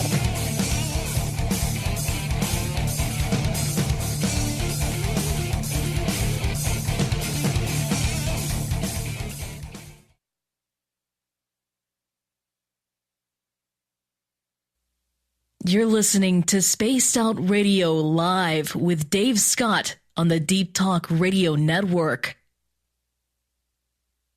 Hello, this is your guitar man, Ron Bumblefoot Thal, and I have to tell you, I love the response I get for Little Brother is Watching from Spaced Out Radio fans. It's amazing how music can inspire and make people think deeper about what's going on in the supernatural world. You can head over to my website, bumblefoot.com, to check out my music, my guitar workshops, my touring, even check out some of the hot sauces that I'm working on. And make sure you keep on listening, because with Spaced Out Radio, you know Little Brother is watching. Are you tired of being blocked, shadow banned, or placed in jail for simply posting your thoughts on social media? Social Media Freedom can take care of that for you. Social Media Freedom is the newest and one of the best free new apps that allows you the freedom to post what you want, when you want. It takes seconds to download from your app store. Come join the tribe at Social Media Freedom. It's time to set yourself free. So, you love talk radio? Then you'll love TalkStreamLive.com. TalkStream Live is always on, 24/7, with the best streaming talk shows. Find your favorite talkers and discover some new ones. It's free, readily available online or on mobile with any smartphone or tablet. Finding your favorite talk shows all in one place has gotten a whole lot easier. Just go to TalkStreamLive.com. Be sure to download the free apps from Google Play or the iTunes App Store. Hi there, this is Geraldine Orozco from San Francisco's Bay Area Meditation. I invite you to join me the first Tuesday of every month with Dave Scott for Spaced Out Radio's The Spiritual You. In this fast-paced world we live in, it's time for you to take some time for you. We'll cover every possible subject from powerful meditation to healing techniques to your own intuition and spirituality. So come join us for The Spiritual You. Coming soon to our website, spacedoutradio.com, is the SOR Space Travelers Club. For just $5 a month, you can get into a private area on our site where you can hang with other listeners in our chat room, post in our forum, and check out a bunch of exclusive content and store that won't be found anywhere else, including a nightly after-show party with Dave. It's going to be the best $5 a month you're going to spend. The SOR Space Travelers, only at spacedoutradio.com. We're bringing scientific thought to the paranormal. Hi there, this is Spaced Out Radio scientist Chris Cogswell. Join me, Chris Zuger, and Dave Scott the second Wednesday of every month, where we break down the who from the woo when it comes to everything paranormal. We'll investigate and try to bring sensible answers to those straight and sometimes outlandish questions people have. Hey, not everything has an answer, but we'll do our best. Listen in to Reality Paranormal only on Spaced Out Radio.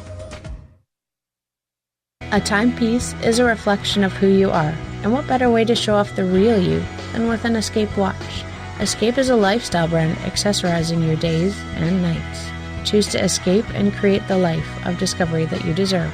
Dream, play, unite with your own personalized Escape watch. Head to escapewatches.com. There is no time like the present to enjoy your escape. Use promo code SMF2017 for your 20% discount today.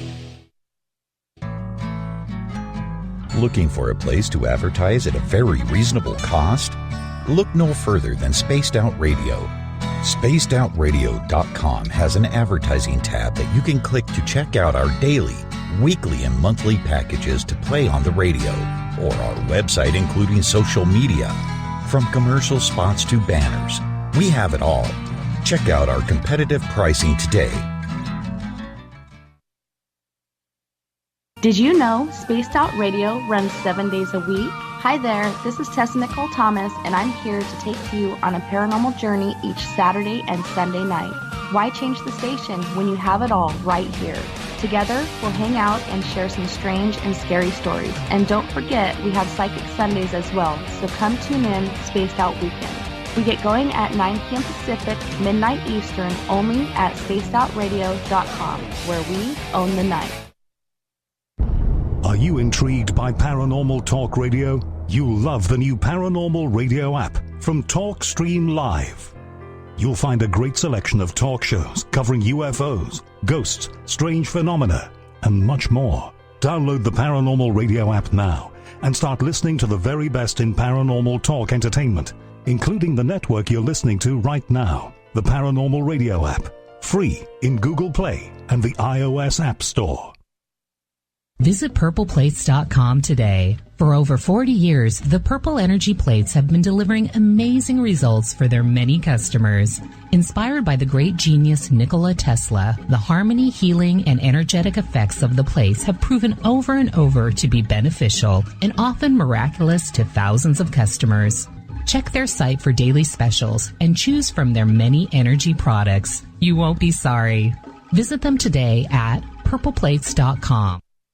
Heading to Vancouver and looking for a night on the town? The Moose Vancouver is the bar that never stops rocking until 2 a.m. every night. The Moose has great food with everything on the menu from $6.95 to $8.95. Fantastic, vibrant staff and rock and roll that will bring you back to when the music was real, the hair was long, and the guitars were rocking.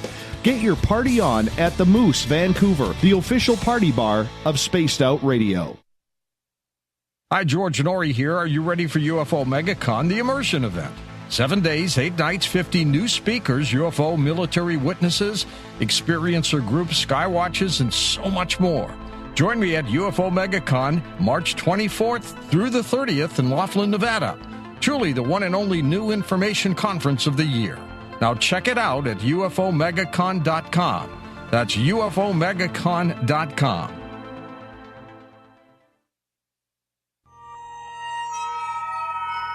You hear footsteps in the empty room above you. A rocking chair begins rocking by itself. Don't be afraid of the things that go bump in the night. Reach for Spirit Storybox, the iPhone app the Huffington Post UK called the only ghost hunting app you will ever need.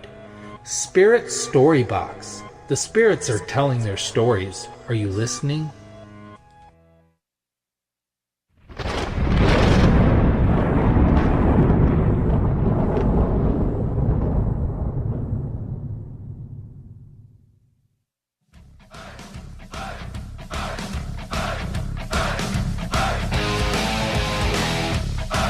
We've rounded third. We're heading for home tonight on Spaced Out Radio. I'm your host, Dave Scott, sitting in the captain's chair of SOR headquarters right here in the frozen Canadian tundra. Don't forget, while you're listening to the show, you can also pay a visit to our store at spacedoutradio.com. Pick up your latest SOR swag. It's a great way to support this show. Now, it's time for the SOR Newswire. Brought to you by Paranoia Magazine. And here we go.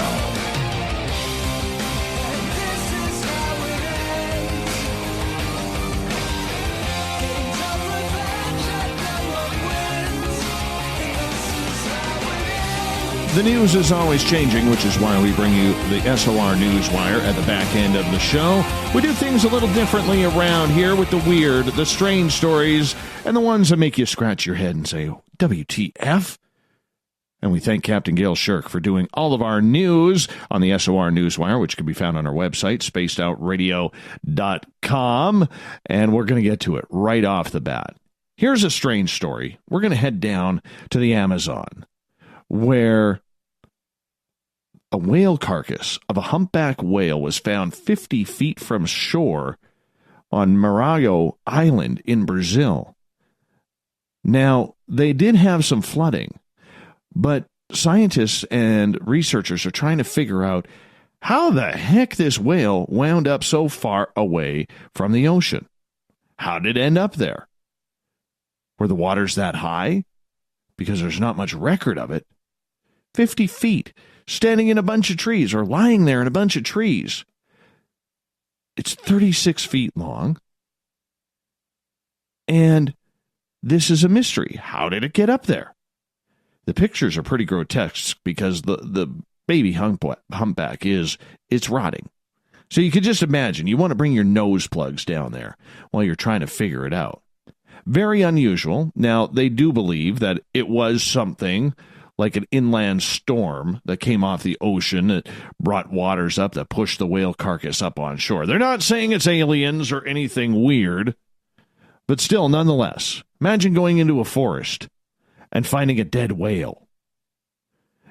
You know, it's kind of like that stupid story that was going around. It's been going around for years where these farmers in the Midwest of the United States find a whale sitting in their fields and their crops. And everybody knows it's not real, but they try and make, aliens dropped it off in one of their experiments gone wrong. No, this one's perfectly natural. But nonetheless, when you're in the jungle or in the forest now, no matter where you are, check for whales, because there just might be one right there. Moving on, here's a head scratcher for you. So, a gentleman in Africa, in Johannesburg, South Africa, He's a preacher. Alf Lukau is his name. And a bunch of funeral directors are now suing the religious leader because apparently he put on a spectacle during a service. So what did he do? You can hear him on video yelling, "Rise up to the man in the coffin! Rise up! Don't leave us here on earth!"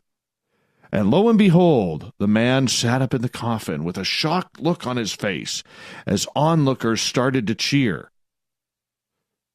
As Pastor Alf Lukau allegedly brought this man back from the dead. His congregation was cheering, screaming, crying, in amazement that it happened. The man in the coffin looked stunned, dazed, his mouth open, trying to figure out, where have I been this whole time? How did I wake up? It's a miracle. However, there's a little bit of a reality on this because the funeral directors are saying, along with other concerned parties, that Pastor Lukau actually staged this resurrection. Who does this? Who does this? One spokesman for the Commission for the Promotional and Protection of Cultural, Religious, and Linguistic Communities was quoted as saying, "There are no such things as miracles. They are made up to try and get money from the hopelessness of our people." Kind of a strong statement. The Alleluia Ministries was caught off guard, apparently, by the stunt. They say the group lied to the funeral companies in order to acquire the hearse and the coffin. In light of this controversy, the ministry was quoted by a local news as saying that it didn't actually raise the man from the dead, that he was already alive when he arrived. Go figure. Why do this to people? And yet the religious leaders out there can't figure out why people are turning away in droves. Another blank mark on the capital R for religion. 800-year-old Crusader mummy in Dublin, Ireland, dating back to the 11th century, has been vandalized. At St. Michan's Church in Dublin, the burial site of this mummy, allegedly, this group of vandals beheaded one of the mummies of this Viking soldier and ran off with it.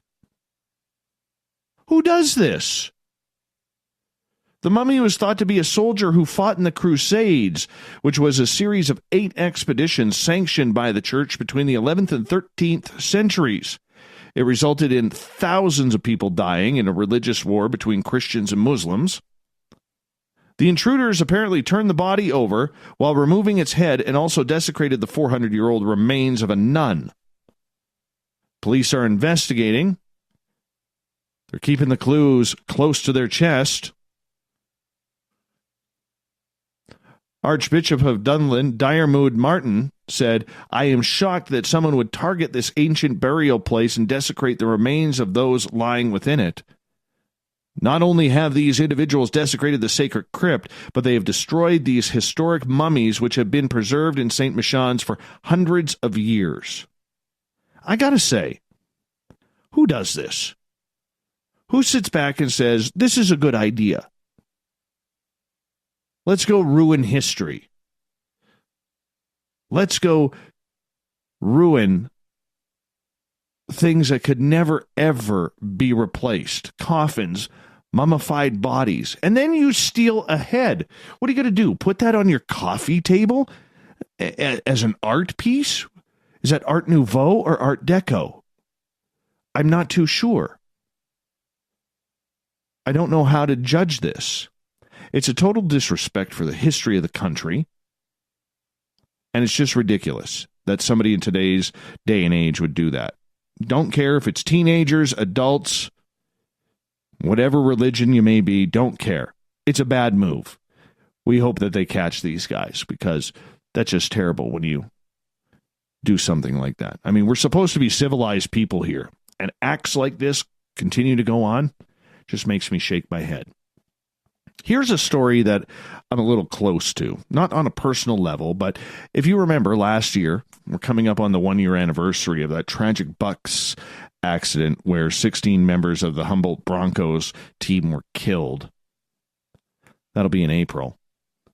One of the players, 19-year-old Ryan Strechnitsky, was paralyzed from the chest down. He went on to play sledge hockey, but that's not good enough for him. And this kid is so strong, and we're all cheering him on. What he is doing is he's actually flying over to Thailand, where apparently his body and the condition his body is in could accept a very experimental procedure on his spine that could restore some movement below the level of his injury. Now, apparently, only 30 people in the world have had this done. And what they do is it's like an epidural stimulation implant that they put in there. They use a small device like a remote control. The implant sends electrical currents to the spinal cord to stimulate the nerves and move his limbs bypassing traditional pathways. And there's only, like I said, about 30 people who have had this, only about 6 of them in Canada. Now, he could get it done in the United States. He could get it done elsewhere, but apparently it's the cheapest place to do it in Thailand. It's only around $100,000. And unfortunately, because it's outside of the country and everything like that, it's not covered under healthcare or insurance. And there's only 2 other countries that do it besides Thailand. That is the United States, as I already mentioned, and Switzerland. But on the flip side, if the kid is able to get some nerves and maybe a chance to walk again, he's continuing the battle. And that is the best thing of all. Because in the end, we could all be inspired by a story like this. That there's no need in ever quitting. Doesn't matter what your situation is. There's always somebody out there who has it worse and who's still fighting to have what you have. So good on Ryan Strechnitsky for going for it. Let's wish him well in going for the surgery. Now, the final story. And of course, we are heading to the lovely state of Florida. Here's an interesting one. 41-year-old Wayne Smith of Zephyr Hills was taken into custody on Sunday, just 2 days ago, on assault charges and domestic battery. Apparently, old Wade here, according to the Pasco County Sheriff's Office, was sharing a home with his girlfriend, and they got in an argument.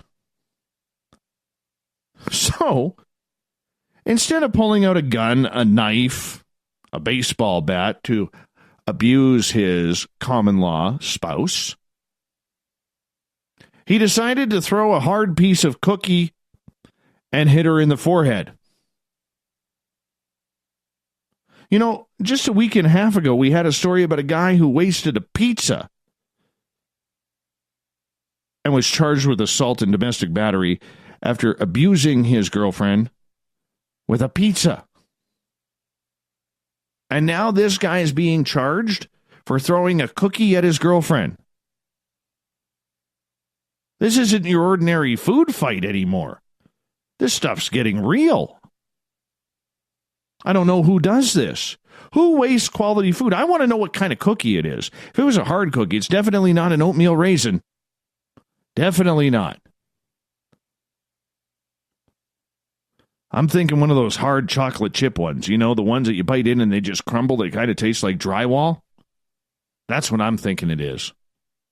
But who throws a good, perfectly good cookie at their girlfriend's head? Bad way to go to jail, Wade. Bad way to go to jail. And on that note, we're going to get to the thought of the Dave.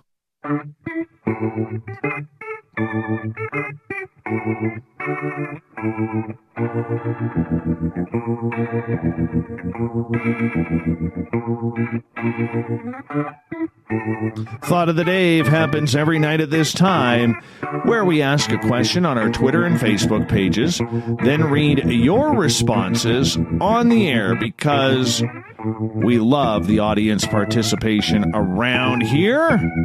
So today's Thought of the Dave is as follows. What's your biggest complaint about the horror movie genre today? Lots of them out there.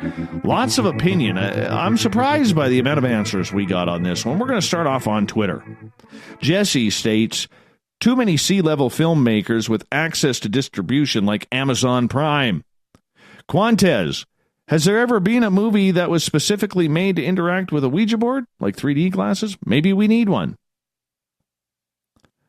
K28 states, we need more Buster Keaton in the haunted house, less of what we have today.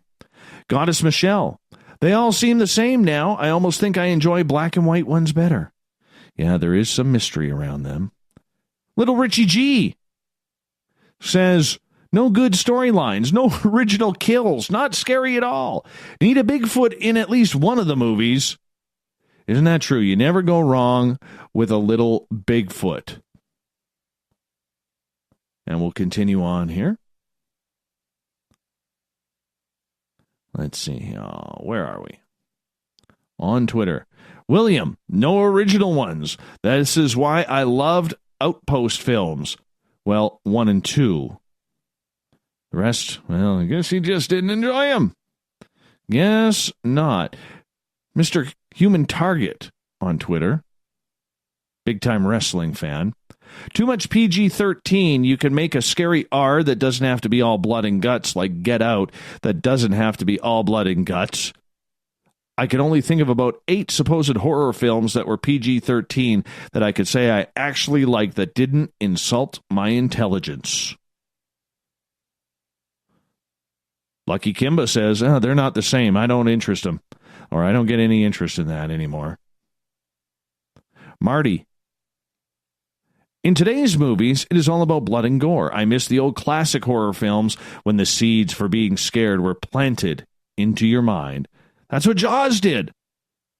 38 years after Jaws came into my eyes, I still don't go in the ocean. Scares the living hell out of me. Can't do it. I just cannot do it. Robin says there's no original material. It's all mostly remakes these days. Not rebates, remakes. Paradelphia. I've seen this movie. It doesn't end well for the Vandals. All right, let's move on. Cream-faced business bear says there's too much sex and rape. Let's get back to good old-fashioned killing. Horror movies, not in real life. Had to put that asterisk in there. Marcus says they're not nearly as horrifying as our nightly news. This is true. This is very true. Zion says women need to stop tripping and falling. Yes, why is it in every horror movie the women are always tripping and falling? Don't like it. Tony, it's mostly remakes. No one has original ideas anymore. The muses have stopped speaking. Mike agrees. He says remakes killed the horror genre. Stunak says the need for gore is way more prominent than just real scary horrors. Sean, I love a lot of the newer horror movies, mostly ghosts and great jump scares. No blood, no gore, just good old-fashioned ghost stories. In my opinion, producer James Wan has taken his place among the masters of horror. Gabe, no imagination like they had in the past. Once in a while you will find a hidden gem on Netflix like The Ritual or The Void, but they're far and few between. Jimmy complains that there's no originality. How about Chuck? Let's get to Chuck. People's stupidity when weird stuff starts happening, going upstairs, in basement, places with no exit, that kind of thing. Apparently that upsets him. Kelly, different movies, same script. I want to crap my pants, people. Although I still love the Shockley movies, especially if Elvira is riffing them. Gil, too much overacting and women tripping and falling. Gail doesn't watch horror movies. They're just too scary. Gail's like, oh, that's just too scary for me. October, too many remakes and sequels, less fresh ideas, too much fake CGI and nudity just because it bothers me. Susan, doesn't scare me. I'd rather read the book. My imagination can scare me more than the movies. When I was a kid, says Catherine, my big sister was in the horror movies, and she had me sit down and watch a Freddy Krueger Nightmare on Elm Street original 1980s version with her. It scared me, but I loved it so much that I binged on the genre for my entire life. At this point, my biggest problem with horror movies today is that they do not drive the suspense or terror anymore. It's just bland and boring. Ad Gnome, when running from the bad guy, why run upstairs? I'm the guy in the back yelling, hey, stupid, don't run upstairs. Aussie Rob, too much CGI, not enough reality. I used to buy Fangoria magazines, Fangoria that is, and know how the special effects are made, so for the most part, I'm looking out for squibs under clothes or latex on the monsters. Gregory, without a doubt, it's got to be one of those showing strangulation scenes of any females. They should outlaw or at least fine any movie maker who keeps them in their films, period. Final word goes to Kevin. Dave, it's no longer a film industry, but a digital industry. What happened to real people and real damage? If it is not worth sacrificing objects, is it worth making? Exactly, Kev. That is today's Thought of the Day. Don't forget, you can find all of our news on the SOR Newswire, brought to you by our news director, Captain Shirk, brought to you by Paranoia Magazine.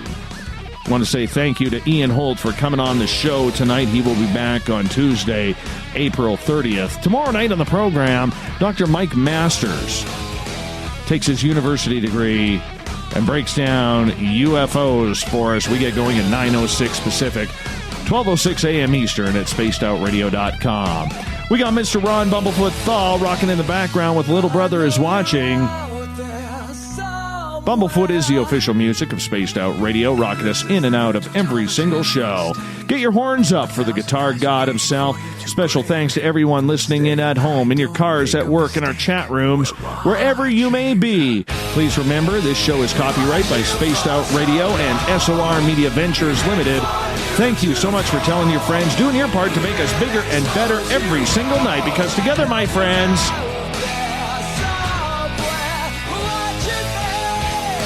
we own the night. I will talk to you in 21 hours from now. Mr. Bumblefoot, we need a favor. We need you to take us home. Good night.